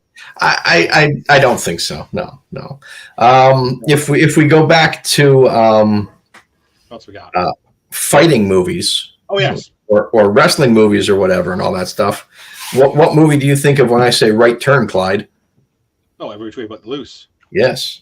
Okay. Or the sequel. Any Which Way You Can. Yeah. I knew that. Yeah. Starring and who wrote the theme song or who did the theme song for Every Which Way But Loose? I'm not sure. Waylon Jennings? Ray Charles. Did not know that. I am 99% sure of that one. Now I have to check it. If you've not seen these films, folks, these are very much a period in time of over-the-top comedies. Stars. Sorry, it was Eddie Rabbit. Eddie Rabbit. Why did I think Ray Charles? Eddie Rabbit, Ray Charles, confuse them all the time. Yeah. But I got to go back and watch it because those movies are so stupid. But because Ray Charles did the song "Beers to You" in Any Which Way You Can. Okay. I'm sorry, I confused them. Okay, so Any Which Way But Loose stars Clint Eastwood. Yep. As Milo something, basically. Philo Beto. Yeah. He's a junkyard Toro guy, but he bare knuckle boxing fighter. Bare knuckle boxing. So they show up someplace, make a ring, he boxes for money. Yeah, and that was the thing back in the 70s, apparently. Yeah. And this was a real. Yeah. We want to make some money this week. Yeah, we got some bare knuckle boxing fighting in the backyard, in the back of this warehouse. All right, let's go. And you travel around with a orangutan named Clyde. Yep. And it was a weird mix because it was partially funny, but I do remember in the second one, Hitman were trying to kill him, or whatever kind of thing. What was the name of the biker gang? Like the Spiders or something like that. Black Widows, wasn't it? Yeah. Yeah. Oh my god. But again, if you like old over the top comedies, you got to watch it because it is. I can't describe it. Like at one point, he's got this orangutan beating people up, and that's like he's fighting for his life, bare knuckle. Yeah. Because whenever there's a scenario like that, you know that someone is going to run afoul of the law, and there's going to be some sort of mafia or mob intervention where someone's got to take a dive, or you got to pay us protection money, or we're going to kidnap and kill your orangutan, or whatever, right? So there's always that aspect that's going to creep into those movies. So if we're going to get into the stuff like Here Comes the Boom and like just think about funny movies, we already talked about Rocky and Ali and all that. Yep. What about Bloodsport? Is that a sports movie? Yeah, I would say so. Yeah. I mean, is it competition. By that, you can also kind of throw in Karate Kid. I was going to say the same thing then. Yeah. Or is it just basically a movie with sports in it? It's a tough one. No, I like Bloodsport or Karate Kid. I'd say those movies. I mean, that's true. The whole thing behind Karate Kid is he wants to better himself and stand up for bullies, and Mr. Miyagi takes him in and teaches him, and the only way he can do it is through karate and through the competition and meeting the other dojo and all that stuff. Sorry. Yeah. Oh, yep. Yeah, and like I said, Bloodsport I remember vividly. So you get stuff like that. We got Bloodsport, we got Karate Kid. Was the beginning of the Van Damme era. Well, that was his action hero launch movie, right? Yeah. You kind of got me out of that. We talked about Rocky and those fighting movies, right? We'll get to boxing in a minute because actually I know a lot of boxing movies. Yeah. Think about this, like this bare knuckle. What about Fight Club? Is that a sport? I can't talk about that. Yeah, Real Fight Club. Yeah. Here Comes Boom is a funny film, and it's a good segue into boxing. I already talked about Roxy, but Rocky. But the boxing movies, they seem to have some sting. Roxy was the Foxy boxing one. The Foxy boxing one, yeah. Boxing movies. Cinderella Man, Russell Crowe. Yep. Raging Bull, which I saw once and don't remember, but I knew it was a good film. Yep. Not for everybody. Southpaw with Gyllenhaal and Rachel McAdams. $1 Million Baby again. $1 Million Baby. Clint Eastwood's popping up a lot in our stuff here. I think we've got to do a Clint Eastwood night because Clint Eastwood. I know last time we were talking about doing favorite directors or whatever, and Clint Eastwood is definitely one of my favorite directors. I could spend hours talking about Eastwood. So $1 Million Baby is a good film. Well deserved the Oscars. Best Picture of the Year. Yeah, well deserved the Oscars in it. Yeah. And there was a lot of stories about that one because that was Hilary Swank. I remember reading stuff recently about how Sandra Bullock wanted to get that one made, but nobody would back her for it. Oh, interesting. Eventually, I think it just kind of rolled around to Eastwood, and Eastwood's got a bit of clout. And he got it made. We will do an Eastwood night. I got a boxing movie that I love to watch, but I'm kind of having a hard time watching it now. Is it one of the Meatballs ones? No, Meatballs 3. Yeah, exactly. Yeah. What's that? Was that the one with the robot Meatballs 3? Alien. Or the Alien? Yeah. Meathead. Meathead. I love Digstown. I love Digstown. Not just because of the boxing aspect to it, but because of the con man aspect to it. I thought it was a fantastically fun film. It is a very good film. That was James Woods and Louis Gossett Jr. James Woods is a terrible person, but that film is awesome. Was he a terrible person back then, or did he just become terrible recently? I don't know. Became essentially a terrible person. Okay. Still, though, it is a very solid film. That kind of leads to something. It's like there are so many of these actors nowadays who are shunned because we're viewing them as terrible people. Can you still enjoy their previous work? Unfortunately, I'm going to say you have to do it with a guilty conscience. Do you, or do you just enjoy it and enjoy the work, and who cares about who's in it? Just enjoy the character that they play, and just ignore the fact that it's Bill Cosby or Will Smith or James Woods or anybody like that, or an Ezra Miller even. For me, basically, it comes down to profiting, and I'm basically reluctantly do it. Like I don't go out of my way to watch them, but if it's on, I'll kind of watch them. But what if it was one of your favorite movies from way back when? Can you still watch it? I don't watch. I haven't watched Digstown in years. Yeah. Speaking on lines of Bloodsport, what about karate movies? Karate Kid. How about a little Enter the Dragon, baby? Which are they not remaking the Karate Kid again? They are. Because they did the remake with Jaden Smith and Jackie Chan. Yeah, they're doing another one basically. And they've done the Cobra Kai show, but are they doing another reboot of it? So they're trying to get off the ground, basically. Enter the Dragon comes out because if we include any which way you can, and that. And was the one with the competition, right? Yeah, and again, that was the reason he got there, but he was actually investigating something else. So I say you could include that because there was a sports competition kind of central to the plot, whereas a bunch of the other ones like Game of Death and stuff like that. No, you can't because he does karate in it, but it's an action movie. Exactly. So Enter Dragon's on the fringe basically of those. Yep. Speaking of Enter the Dragon, the Bruce Lee story with Jason Lee. Was it Jason Lee? Yep. That was a really, really good biopic. I really enjoyed that one. Jason Lee or Brandon Scott Lee? No. Brandon Lee was his son. Right now, that was Jason Scott Lee. Yeah. I like the Dragon because, again, martial arts is a competition. Yep.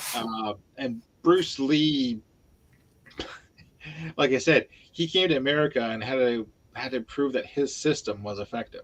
Mm. No one believed in Bruce Lee, former karate. Yeah. My former father-in-law was a big jujitsu person. He was a professor and all that at jujitsu, and it's some intense, fun competition to watch. Okay, so I'm going to turn on the head here right now. I just Googled the worst sports movies of all time. Okay. Some of them don't belong on here, but anyways, let's name some of the ones that we know off the top of our head that are absolutely garbage. That are bad. Bad. Yep. I can think of one on top of my head. I know what I'm going for right away.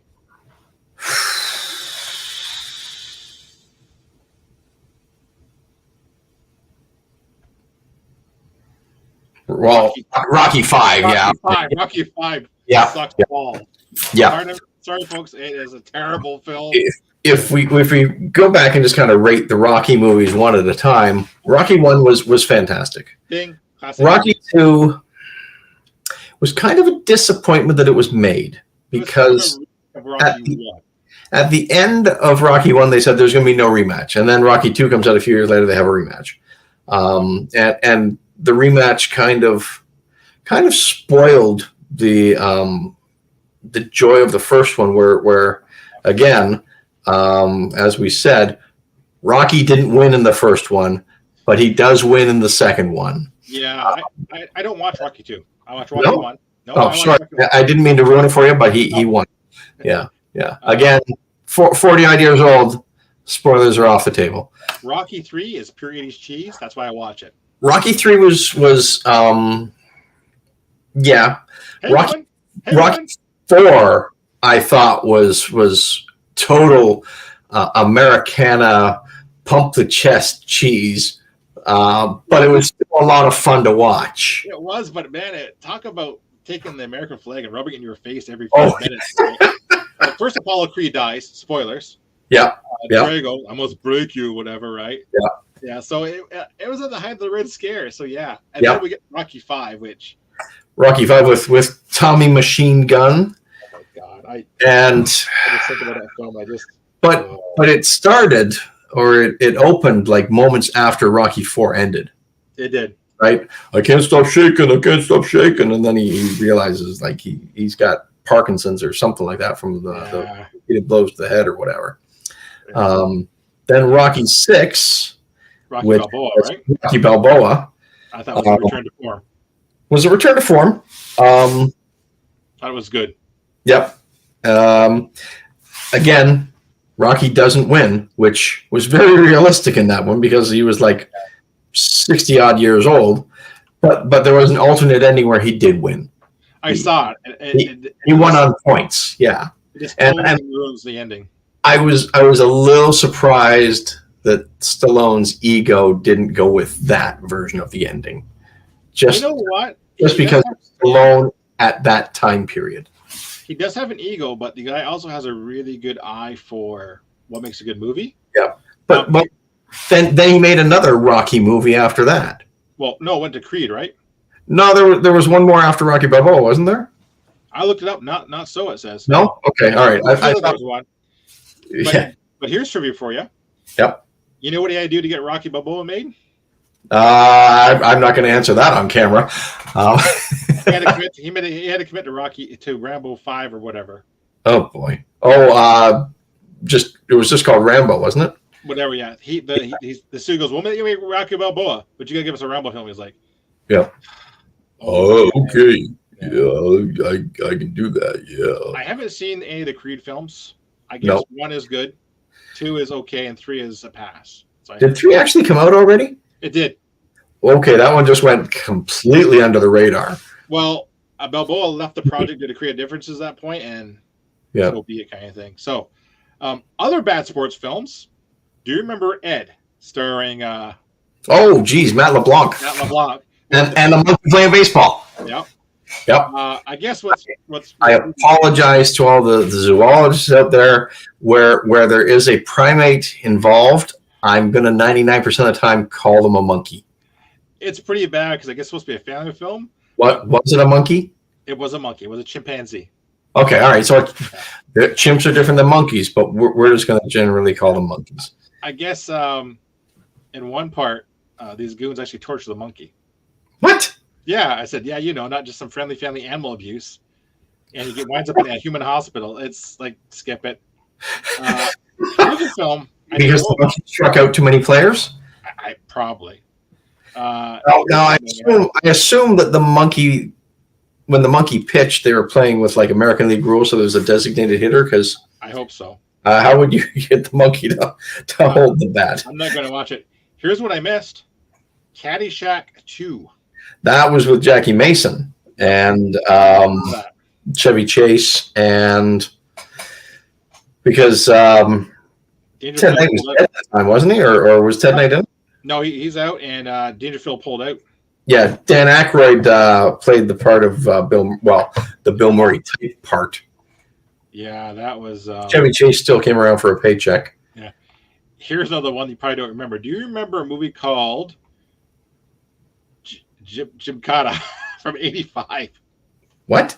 Oh, yes. That was the... was it a karate one or was it a gymnastics one? He was an Olympic gymnast who fights ninjas. Yes. Yeah. Yeah. I knew there was some sort of like ninja crime aspect in it, but yes. Yeah. What about with Gregory Hines and Baryshnikov? Oh, shoot, I even know that one too. Yeah, there was like ballet cops or whatever it was. It was somebody. He was a ballet guy trying to defect or whatever. Yeah. Yeah. Well, a lot of sequels like Slapshot 2 and 3 are garbage. Yeah. I got them as a bonus for absolute trash. I did see Mighty Ducks 2, but I never saw Mighty Ducks 3. More of the same. How about Bad News Bears Go to Japan? Yeah. That's called The Search for Residuals. Yeah. Bad ones. Remember the one called Gus, the football kicking mule? Yes, was that old Disney. I don't know what it is, but it was trash. Again. That was old Disney. In the rule books, it says a mule can't play football. Yeah. Major League 2. I mean, why wouldn't you just put a player on top of the mule and ride into the end zone? I mean, how can you tackle a mule? Yeah, Major League 2 was not good at all. Because they couldn't get half of them back, but I believe they got Charlie Sheen. Yeah, it was. Yeah. But Wesley Snipes didn't come back for that one. No. Do you remember the Whoopi Goldberg movie, basketball movie called Eddie? Yes, where she was the coach. Sorry. Yep. Not very good. Shoot, what was the other one too? I got a couple more. But yeah, like these are just. So you know what comes up on all these lists I'm looking at? The Babe with John Goodman. Yep. There was also Cobb with Tommy Lee Jones as Ty Cobb. Good. That was good too. Yeah. I didn't mind The Babe, but it wasn't a terrible movie. I mean, it was a glamorized, family-friendly version of Babe Ruth. Yeah. And the modern terrible. And the modern Rollerball remake was garbage. Yeah. They also put Mr. 3000 on the list as a bad baseball movie. I don't think that's fair. That's the Bernie Mac movie. Oh, Mac, yes. Yep. I don't like that one. Yep. Mr. Baseball was a really good baseball movie. I quite enjoyed. Tom Selleck there going to Japan. Yep. Oh my God. Sorry, just thinking Rocky V was from that's like the top. That's the pinnacle of terrible sports movies. Yeah, absolutely. Yeah. Oh man, there's so much kind of like they have a super hype and you kind of forget about. Again, another thing I haven't watched is motocross movies, like biking movies and stuff like that. All I remember was like BMX and Rad. Yeah, that's all I can remember too, basically. Yeah. Breaking Away. Yeah. Kevin Bacon, I think, was like was like a 10-speed movie, which you don't see much of those anymore, actually. No. Movies. We can do Chariots of Fire for running. Yeah. Okay. I'm gonna throw a curve at here. All right. What's your opinion of the Johnny Knoxville movie, The Ringer? You want to tell the fans what The Ringer's about? Johnny Knoxville's uncle gets in trouble with the mob or somebody and owes them money, and his way out of it is to enter his moderately decent athletic nephew, Johnny Knoxville, into the Special Olympics to bet on him and win all this money, because there is this incredible Special Olympic athlete who wins every event. And so they're going to throw in this underdog and bet everything on him, with Knoxville not really qualifying as a Special Olympian. The twist comes when the other Special Olympic athletes find out about this and root him on because they hate the other guy. Yes. Yeah. And Johnny Knoxville has to play as a mentally disabled. And it's, mixed reviews. However, the film wasn't where Knoxville and the uncle. Look up for me who plays the uncle, because I can't remember. They park someplace or whatever, and Knoxville says to him, "We can't park here, Uncle. This is a handicap spot, and there's a meter maid or a cop right there." And the uncle yells to the cop, "Hey, my nephew here's got an IQ of 42. Can we park here?" "Yeah, okay, go ahead." Brian Cox.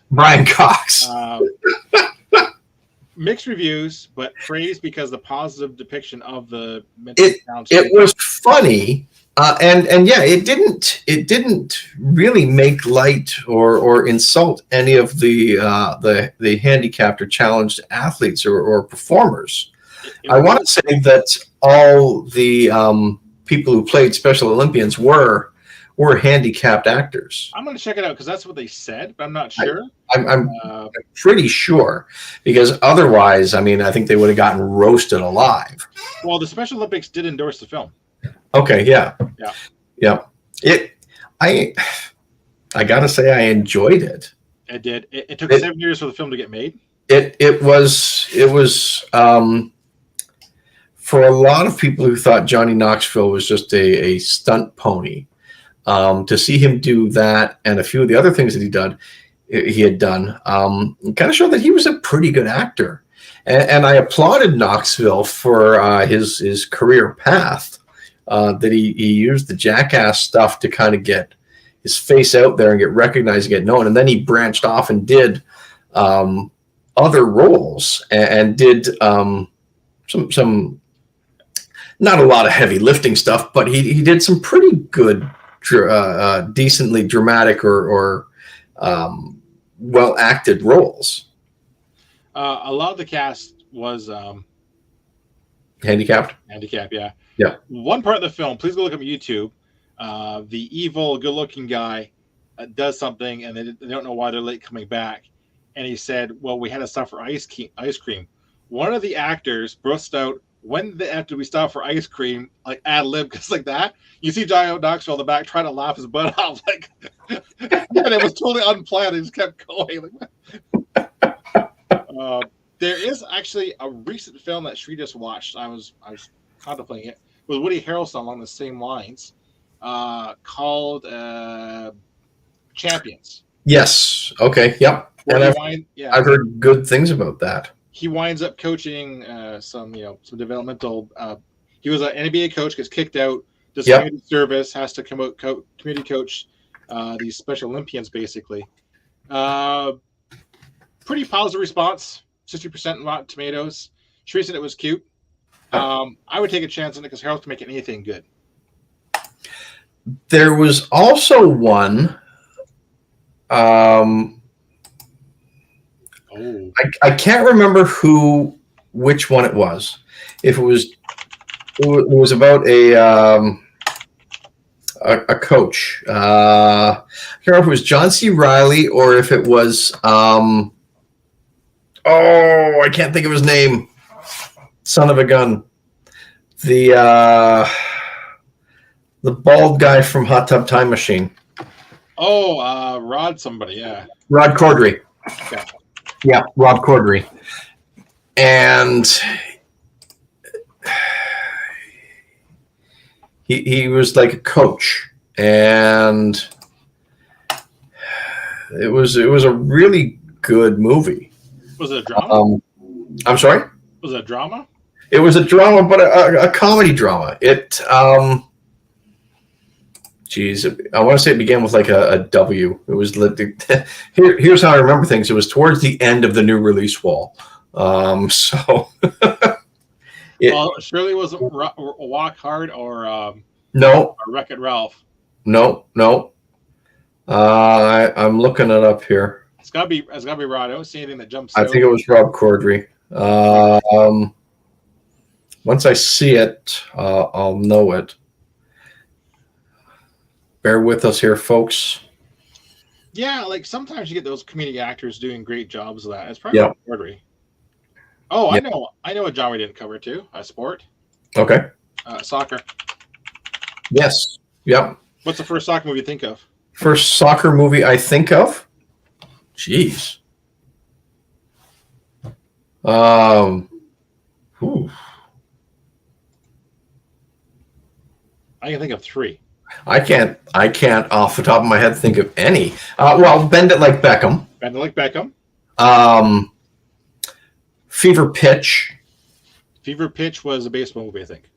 Well, the one with Jimmy Fallon was. There was an original one in the UK where the guy was a soccer fan. Oh, that's right, 97, Colin Firth. Yeah. Okay. I I think of 2 more then. I'm that's all I've got. The Big Green. Okay, yeah. Kids movie, yeah. Technically, Big Green, Ladybugs, which was a Rodney Dangerfield, and was it Jack A? I go look it up. Yeah. Ladybugs basically involved Ryan Dangerfield dressing up his son as a girl to play on his soccer team to win. Yeah. And of course, there's also Shaolin Soccer. Yes. Yeah. Yeah, it was Jack. Yeah. Okay. I can't think of what that. I can't find that movie that I'm thinking of was. Okay. Like I said, soccer films are they're not exciting, right? So they're. Well, that's because soccer is not the most exciting sport to watch if you're dealing with kids soccer. Yeah, you're not basically. It's not like a North American. Yeah. Right. Yeah. I mean, yeah, it is a rapidly growing sport, and it is the most popular sport on earth, I believe. But yeah. Yeah, and I didn't care for Bend It Like Beckham. Shoot me. Yeah. A lot of the soccer movies I didn't really care for. I've got another. I'll make a broader topic since we did cover hockey. What about winter sports movies in general? Winter and sports movies? Yeah.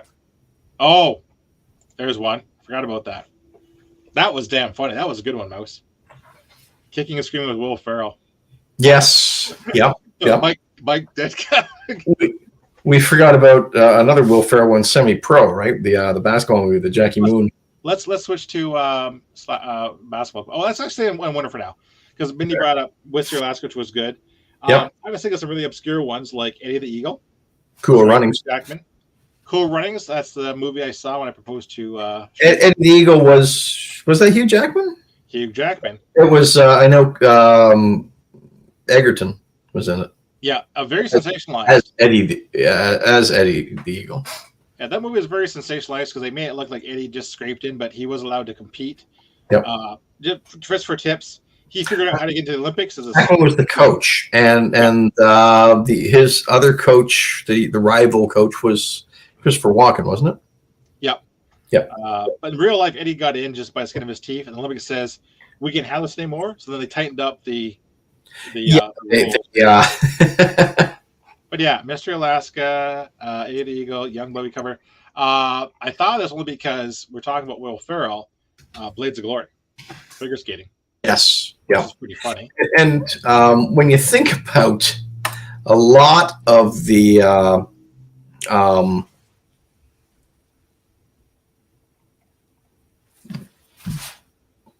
figure skating movies that came out, because you've got all the whole series of them there. Hockey Player, Cutting Edge. Cutting Edge should be remade because the one is classic. It's a great romantic drama. They remade it several times or continued it, because the first one was the hockey player becomes the figure skater, and I think the most recent one was where a woman hockey player becomes a figure skater to team up with a male figure skater. That's true. Yeah, I forgot about this one. I just found the movie that I was thinking of. It was called Win Win with Paul Giamatti. Okay. Yeah. Mike Flaherty, Paul Giamatti, is a struggling, though not overly ambitious lawyer. As the court-appointed attorney of Leo Poplar, Burt Young, an old man afflicted with dementia, Mike sees the opportunity to take things so easy for a while by volunteering to become Leo's legal guardian and thereby gain control of the man's monthly stipend. The unexpected arrival of Leo's grandson complicates Mike's plans until he learns that the youth is a champion wrestler who can help the team Mike coaches. Okay. Here's something interesting. This is for my mom. 1979, Ice Castles. Very powerful figure skating movie. Yep. Spoilers, it's about a figure skater who has an injury and loses her eyesight. Has to keep skating. Very, very strong film. Nominated for original song. Through the Eyes of Love, theme from Ice Castles. Okay. And then you've got I, Tonya as well, as we continue. I was going to say that. That's the big thing. Figure skating movies, yeah. I, Tonya, which I do believe is Margot Robbie's best performance to date, captures the Tonya Harding drama. Nominated for Best Actress for it, but didn't win, I don't think. I don't think she won. Yeah, Catherine Janey won Best Supporting Actress for it. Yes. Yeah. Yes. It is a good film. Go anyway to see it. Switz and I lived the Tonya Harding drama and Nancy Cartwright drama. Which just sounds insane to begin with, but it really did happen that way. Yeah. It was a crazy thing, and it's been played out for jokes on other things as well. Like Seinfeld did a homage to it there.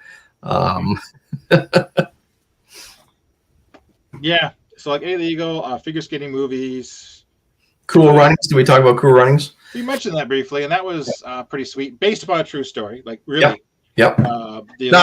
Not with John Candy in the real movie, but or the real story, but what happened basically was this Jamaican wanted to go to the Olympics, so they made the bobsled team, and they qualified. Wanted to go to the Winter Olympics. Yeah, they showed up. Yeah, and didn't have a sled. Yeah, they had to borrow a sled and compete, and they came dead last, but they didn't care. They was all about competing basically. Yeah, and now I want to say that they've gone to several Winter Olympics. They have actually, and they're actually quite good actually. Yeah. Well, the first one they went to was the '88 games in Calgary, wasn't it? It was all about that. Yeah. Like I said, the night I proposed to Cherie, we went and saw Cool Runnings. So that's how I remember. And she still married you. She still did. That's her thing basically. But there's not even when you start including the hockey movies, there's not a lot of. There's not a lot of skiing movies. Well, or snowboarding movies or stuff like that. They're just, one is hard to shoot. Whenever you do a skiing movie, it's always a comedy or a frat comedy sort of thing. Exactly. You get like your Ski Patrol or your what was the one with Lee Majors in it? Don't know. I don't remember that one top of my head. I will look it up. Out Cold. That was the one. Okay. Bunch of snowboarding employees at an Alaskan ski resort try to outsmart a leisure mogul who has major redevelopment plans for the business. Plans that include getting rid of most of the party-loving staff. Yeah, I was thinking about stuff like that in the same vein as a lack of a lot of winter sport movies, skateboard movies. Yep. And with the rise in popularity of the X Games and with Tony Hawk and all the video games and stuff like that, you'd think there'd be more, just to kind of cash in on the sport, kind of like Wizard did to cash in on Super Mario 3. Absolutely, like the Lords of Dogtown is the only one I can really think of. That's more documentary than movie, right? Yeah, so. and that's the best you're going to get. Which again, it could be basically the lack of a plot, whatever kind of thing, or like lack of interest.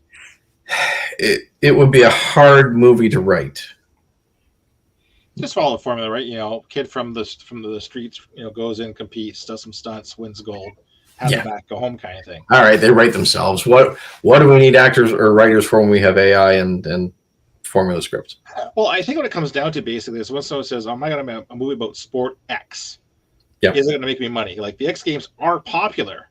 Yeah. But are the people that watch it go to films? I don't think so. Do they want to watch choreographed,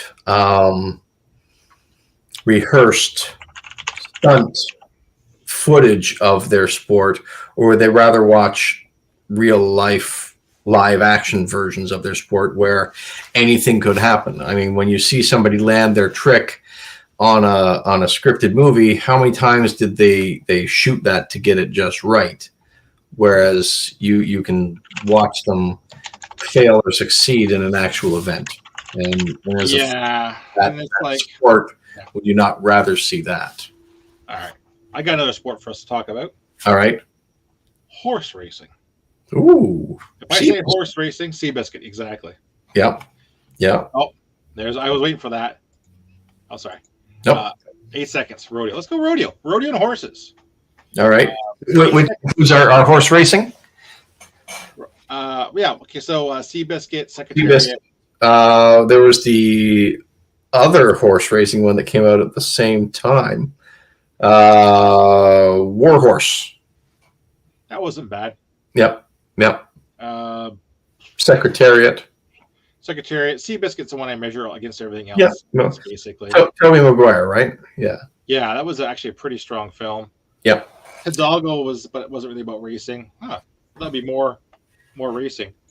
Rodeo's movies are good though. 8 seconds. The one that jumps to my mind, and I'm going to go back to my favorite here, Bronco Billy with Clint Eastwood.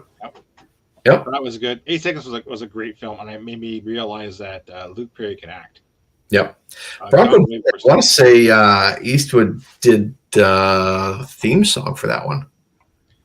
I'll look it up and see. Bronco Billy was his pet project.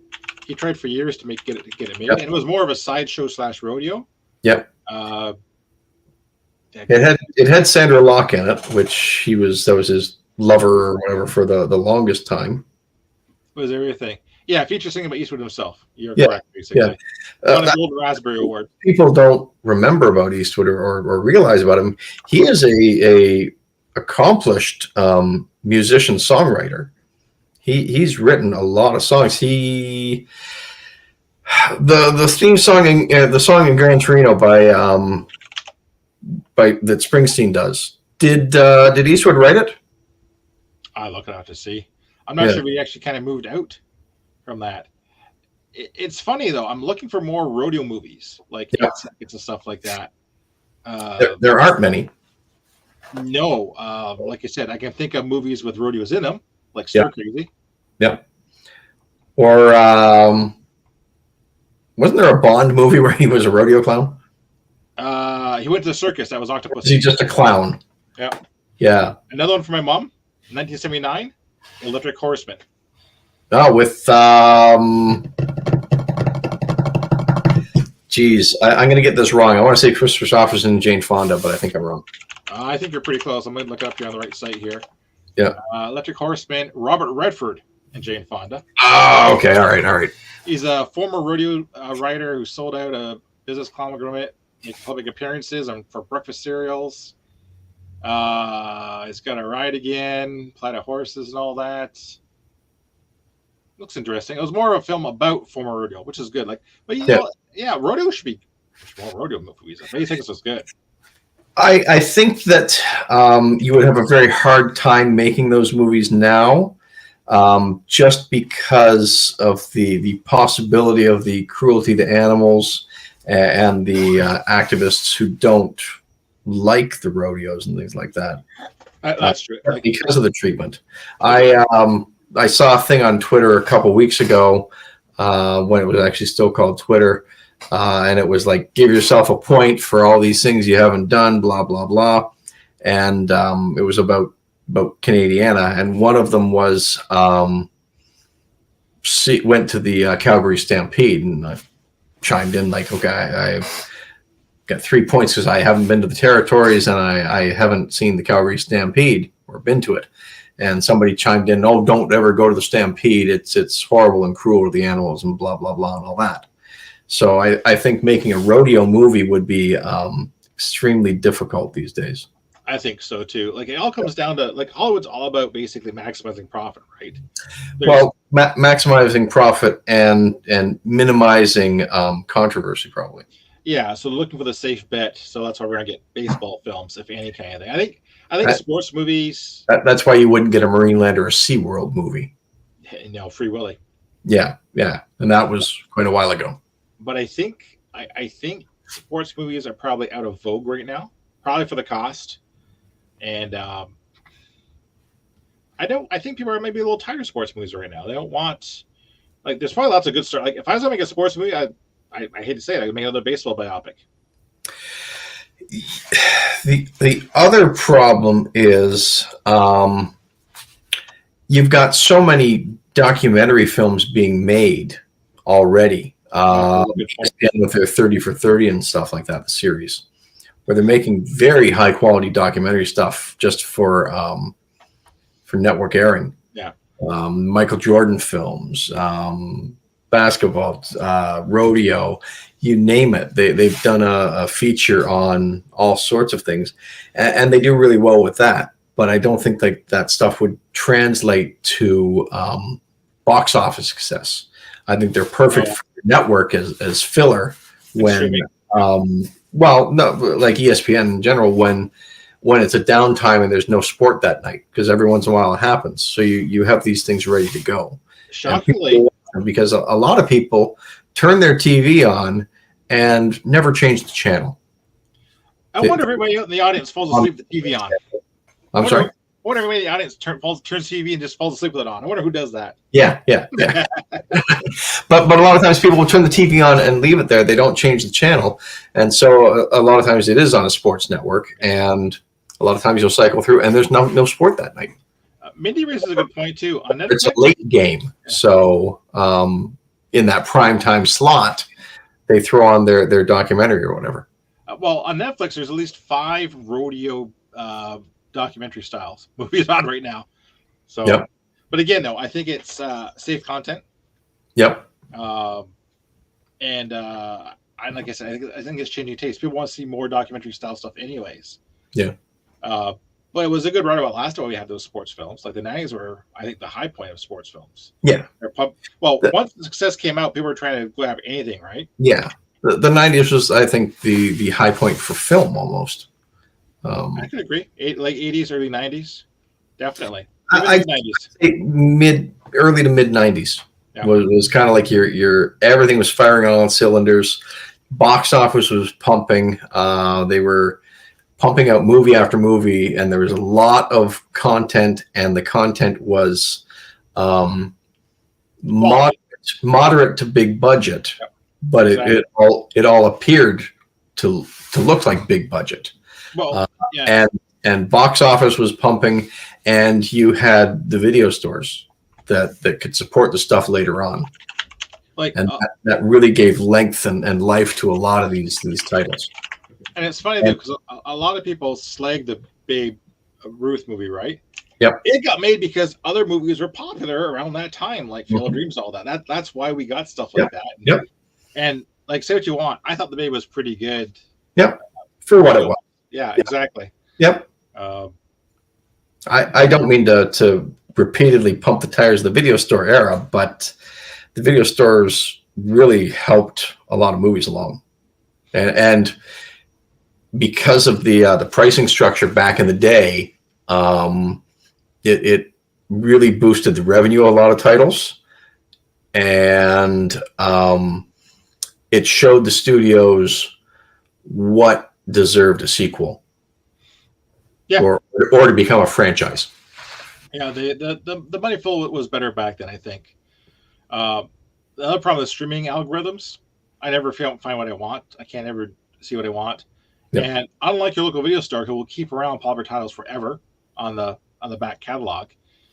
Most of the movies will fade off of the streaming services as quick as they stop making money. Look at that. Oh, Yep. It's beautiful. Beautiful, I say. Like I said, if Greg didn't have it, you didn't want it. Yeah. I wish people could see my mouse move on this thing, but I'm sure they can't. But around the outside, back there, you can see the beginnings of our new release wall. Our new release wall was over 800 feet, I'd say. All the way around. Yeah, I'm going to see if there's any upcoming sports films. Yeah. Just throwing it out, see what I get. Oh, well, Gran Turismo. Which is a nice kind of combination of sports film and video game film. Ooh, I got one. It's directed by Taika Waititi, screenplay by him, which, one of my favorite directors. Next Goal Wins, an upcoming biographical sports comedy drama about the Dutch-American coach efforts to lead the American Samoa national football team, one of the weakest football teams to qualify for the 2014 FIFA Co-World Cup. I'm in. Okay, yep. I like the director and his pedigree as a soccer film. Yep. But there are only technically 3 films, like 3 big films. And that's even a stretch, basically. Next Goal Wins. Yeah, it's yeah. Remember as well, we did just get off a nice little run of Ted Lasso, which was a fun soccer show, football show, which balanced nicely the characters and the character development and the on the pitch action. There wasn't a whole lot of soccer or game footage, but it was still a very enjoyable show, I thought. I think that's more a strength of the character than the actual product. Because I'm thinking now, it was nice because it kind of gave us the underdog story that we all like and the fish out of water story that we all kind of like too. Yeah, like those are proven hitters for movie story or themes. And again, it's more about the characters in the actual sport. Yeah. That, and we're talking TV. Well, we'll talk about this a bit before we call it, of course, because I'm thinking of Ballers, which is the Dwayne Johnson basketball TV show. Was more about the stuff behind it, not so much the sport. Yeah. And I'm just Rob Corddry is in that as well, I believe. He was actually. I'm looking at some of the stuff that was. There's not a lot of it. I do remember there being a terrible one. Oh, Pitch was a terrible one. It lasted a season. It was a female pitcher and Disney. No, I was passing. And of course, the one that I watched for myself, Eastbound and Down. Oh yes. With Danny McBride as the washed-up pitcher. Yes. What was the character's name? It was Kenny. Kenny Powers. Kenny Powers, yeah. Yeah, you're effing out. Yeah. It basically, I thought the joke got a little old after 2 seasons, but sports does well on movies. It went on for 3 or 4, didn't it? It did. Yeah. But I watched it all, but by the second one, I got a little tired. Yeah. I don't think sports translates well to TV because Ted Lasso, you do seasons and stuff like that, obviously, but. I forgot one sport we didn't really talk about a lot. Let's do one more before it gets too late.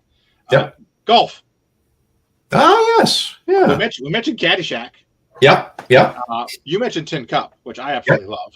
Tin Cup was a nice return to form because Kevin Costner kind of dropped out a little bit by that point, I think.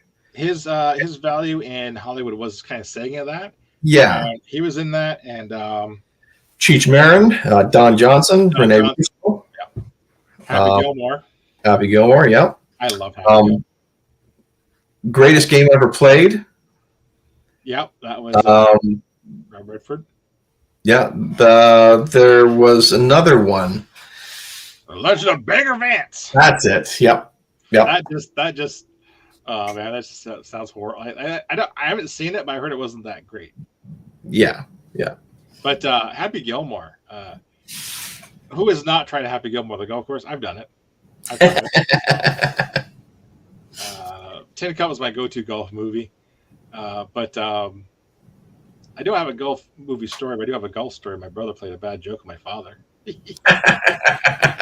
So Dad likes playing jokes on people, but he never could take a joke himself because it was just embarrassing. So my brother Buzz took him out for golfing for Father's Day, whatever, right? Here, I'll tee up, and he got one of those exploding chalk golf balls.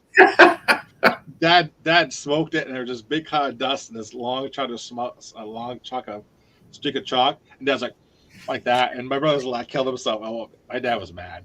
He was just poof, like that. Years and years ago, when I was a wee lad living in Peterborough at the time, so this would have been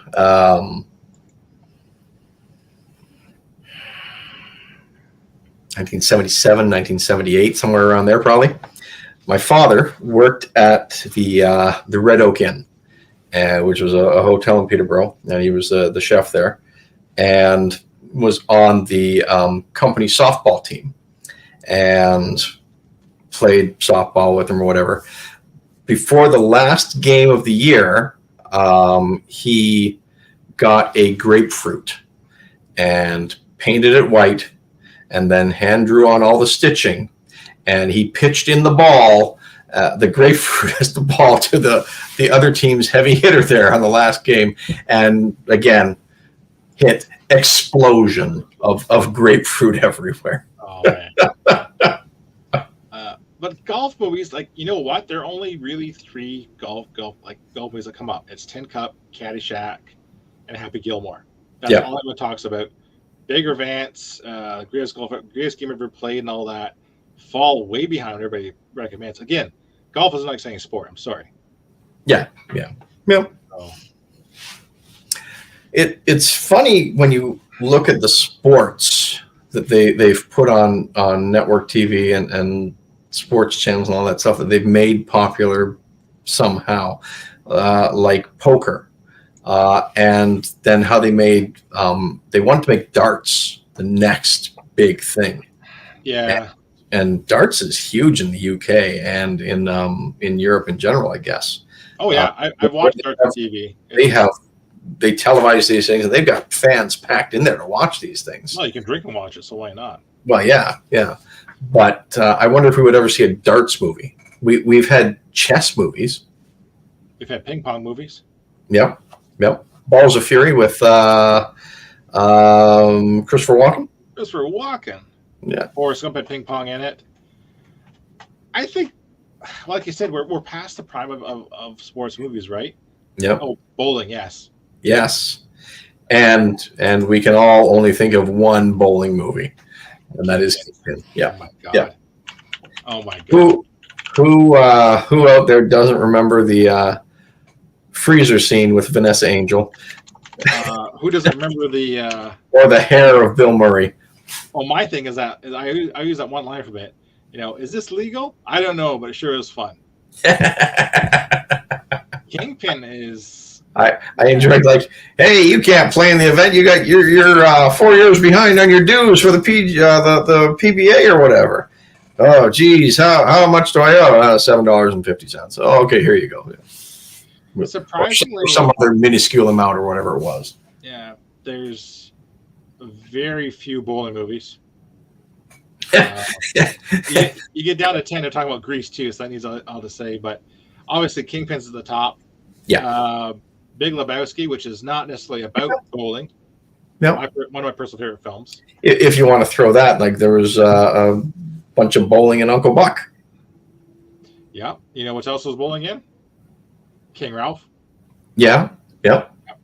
But yeah, no one's gone all the way to make bowling movies apparently. No. I mean, yeah, but like I said, darts, bowling. Do you remember back in the day, bowling used to be on Sunday afternoon TV all the time? I remember Celebrity Bowling. Yeah. Shree was a bowling coach.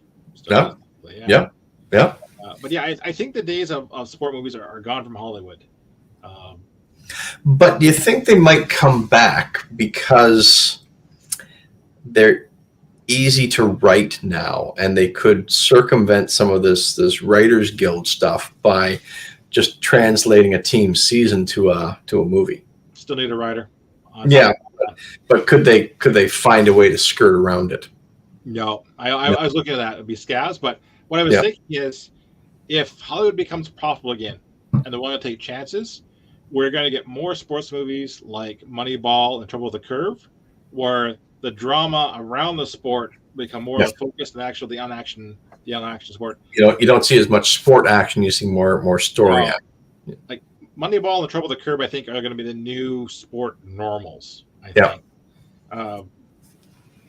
Because I really did enjoy Trouble with the Curve, and again, who's in it? Clint Eastwood. Clint Eastwood. So, have we decided that our next Old Man Theater is going to be Eastwood night? Well, I do Eastwood. He's got easily a 60, 70-year career. Oh yeah.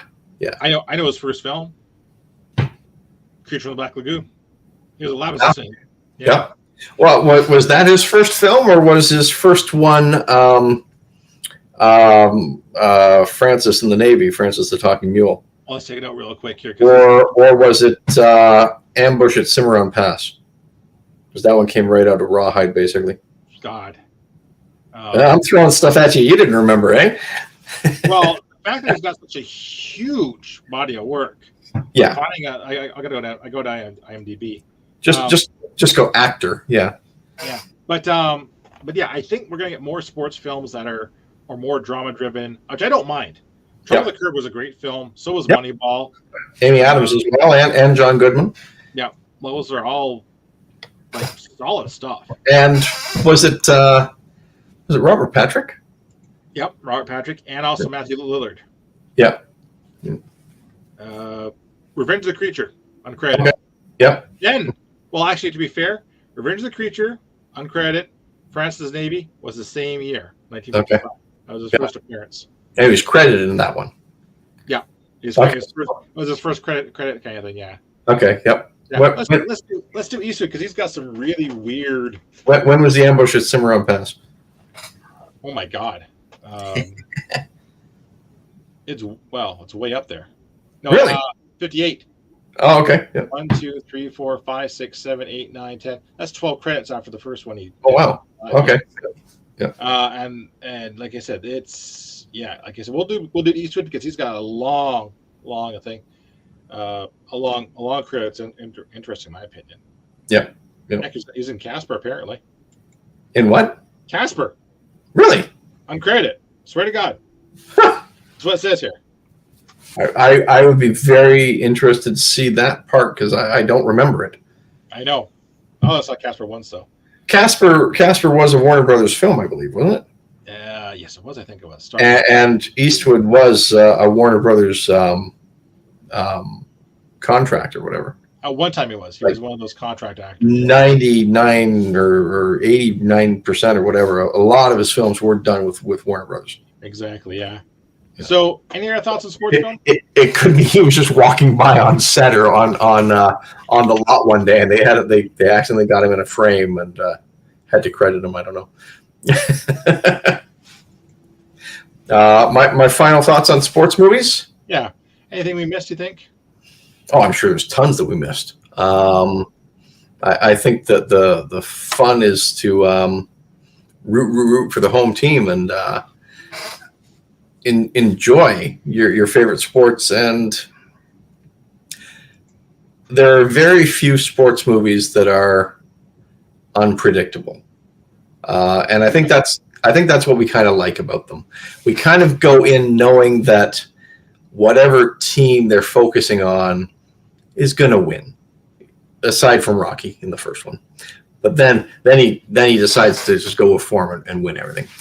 But we like that because they're presented as an underdog, or they're presented as a character or a team to love and to root for. Everyone sees the Cleveland Indians win in Major League. Mm-hmm. Everyone is excited to see the New York Knights win in the Natural. Everyone's excited to see Happy Gilmore make the shot at the end of the game, end of the match, or I don't know what they call golf. Everyone's excited to see what happens in the Sandlot. Everyone wants to see the Goon have success, and the team that you've now come to embrace and enjoy that surround this character that you have started to love win and have success. Yeah. A sports film. They're predictable, and predictability is nice. Predictability is warm and fuzzy, and I would call sports movies really feel-good movies. Definitely. Most sports films follow the standard Hollywood formula: start, drop, rise up, victory, thrill, success, kind of thing. Yep. And layering on that sports aspect is just kind of like a bonus for people that want to feel like a baseball or hockey, whatever their favorite thing is. Like I said, I watched the trend of Hollywood. The comedy sports comedies of the 70s turning into the dramas, back in the comedies and all that, and then transitioning into, like I said, most recently, outside of the game. I think sports movies are not coming back anytime soon. And that's okay, because that's what keeps Hollywood fresh. That's why, we have pirate movies, not anymore, dinosaur movies, sport movies. But I don't think they'll be coming back anytime soon. I think, as my sister Mouse said there, documentaries on streaming is where we're going to find most of our sports stuff and all that from here on in. But it's going to take a story to capture the imagination of a country before we see another film, I think. But even then, though, I look at baseball with like Ohtani, the home run base head pitcher, which would be a great sports story. No one really cares. Home run busting. All of those basically are, like I said, underdog, overcome stories. You could, they could do a decent sports biopic sort of movie concerning the steroid age of baseball, when you have the big home run races and the steroid use that got them there. Yeah. The other twist, though, is in order to do anything Major League Baseball, you need the permission of the league to participate. Yeah. If they say that, they're going to say we're not going to participate. Yeah. So doing a generic baseball movie with that is not going to fly. Yeah. So, and that's the other thing too. I think the cost to get involved with MLB and AHL and NFL is just too prohibitive right now. Like to pay for that's where you usually get like minor league teams or college teams or whatever, right? As the basis for these things. Here's the pro team in the B League, or here's the collegiate athletes going for whatever, and maybe they'll get a contract with the big leagues. And again, though, like I said, I just think, right now it doesn't work for Hollywood. Yeah. One final thought. What about salsa dancing? One of my favorite movies of all time, actually, involves salsa dancing. I just thought it was a joke. I'm not going to say there's dancing movies. That's a whole other thing. I'm just, as a final thought to you. This is a film that's, again, Switzer introduced me to. Please check it out. Absolutely love Cuban Fury. It is about a grown man who was once a salsa dance champion who got bullied and stopped doing it and got rather large. Meets a new girl in the office, and that's the way to her heart. And he has to go back and learn what he'd unlearned and find his old mentor. It's like a sports film. Like reignite the feet of flames. And it is very much like a sports film. Back on. And it was Nick Frost, Rashida Jones, Chris O'Dowd, and one of my favorite actors of all time, Ian McShane. Yeah. It is very much basically a hero fall from grace, is giving up his dream, has to find his way back. And I would classify that one as a sports movie, because there was the training scenes, the montage scenes, the finding the old coach. It was a fantastically funny, touching movie, and on other aspects of it, I think it really touched on mental health in a nice way. Yeah, and I applaud the movie extra for that. Yeah, absolutely. Check it out. It was a very funny, very, very good movie.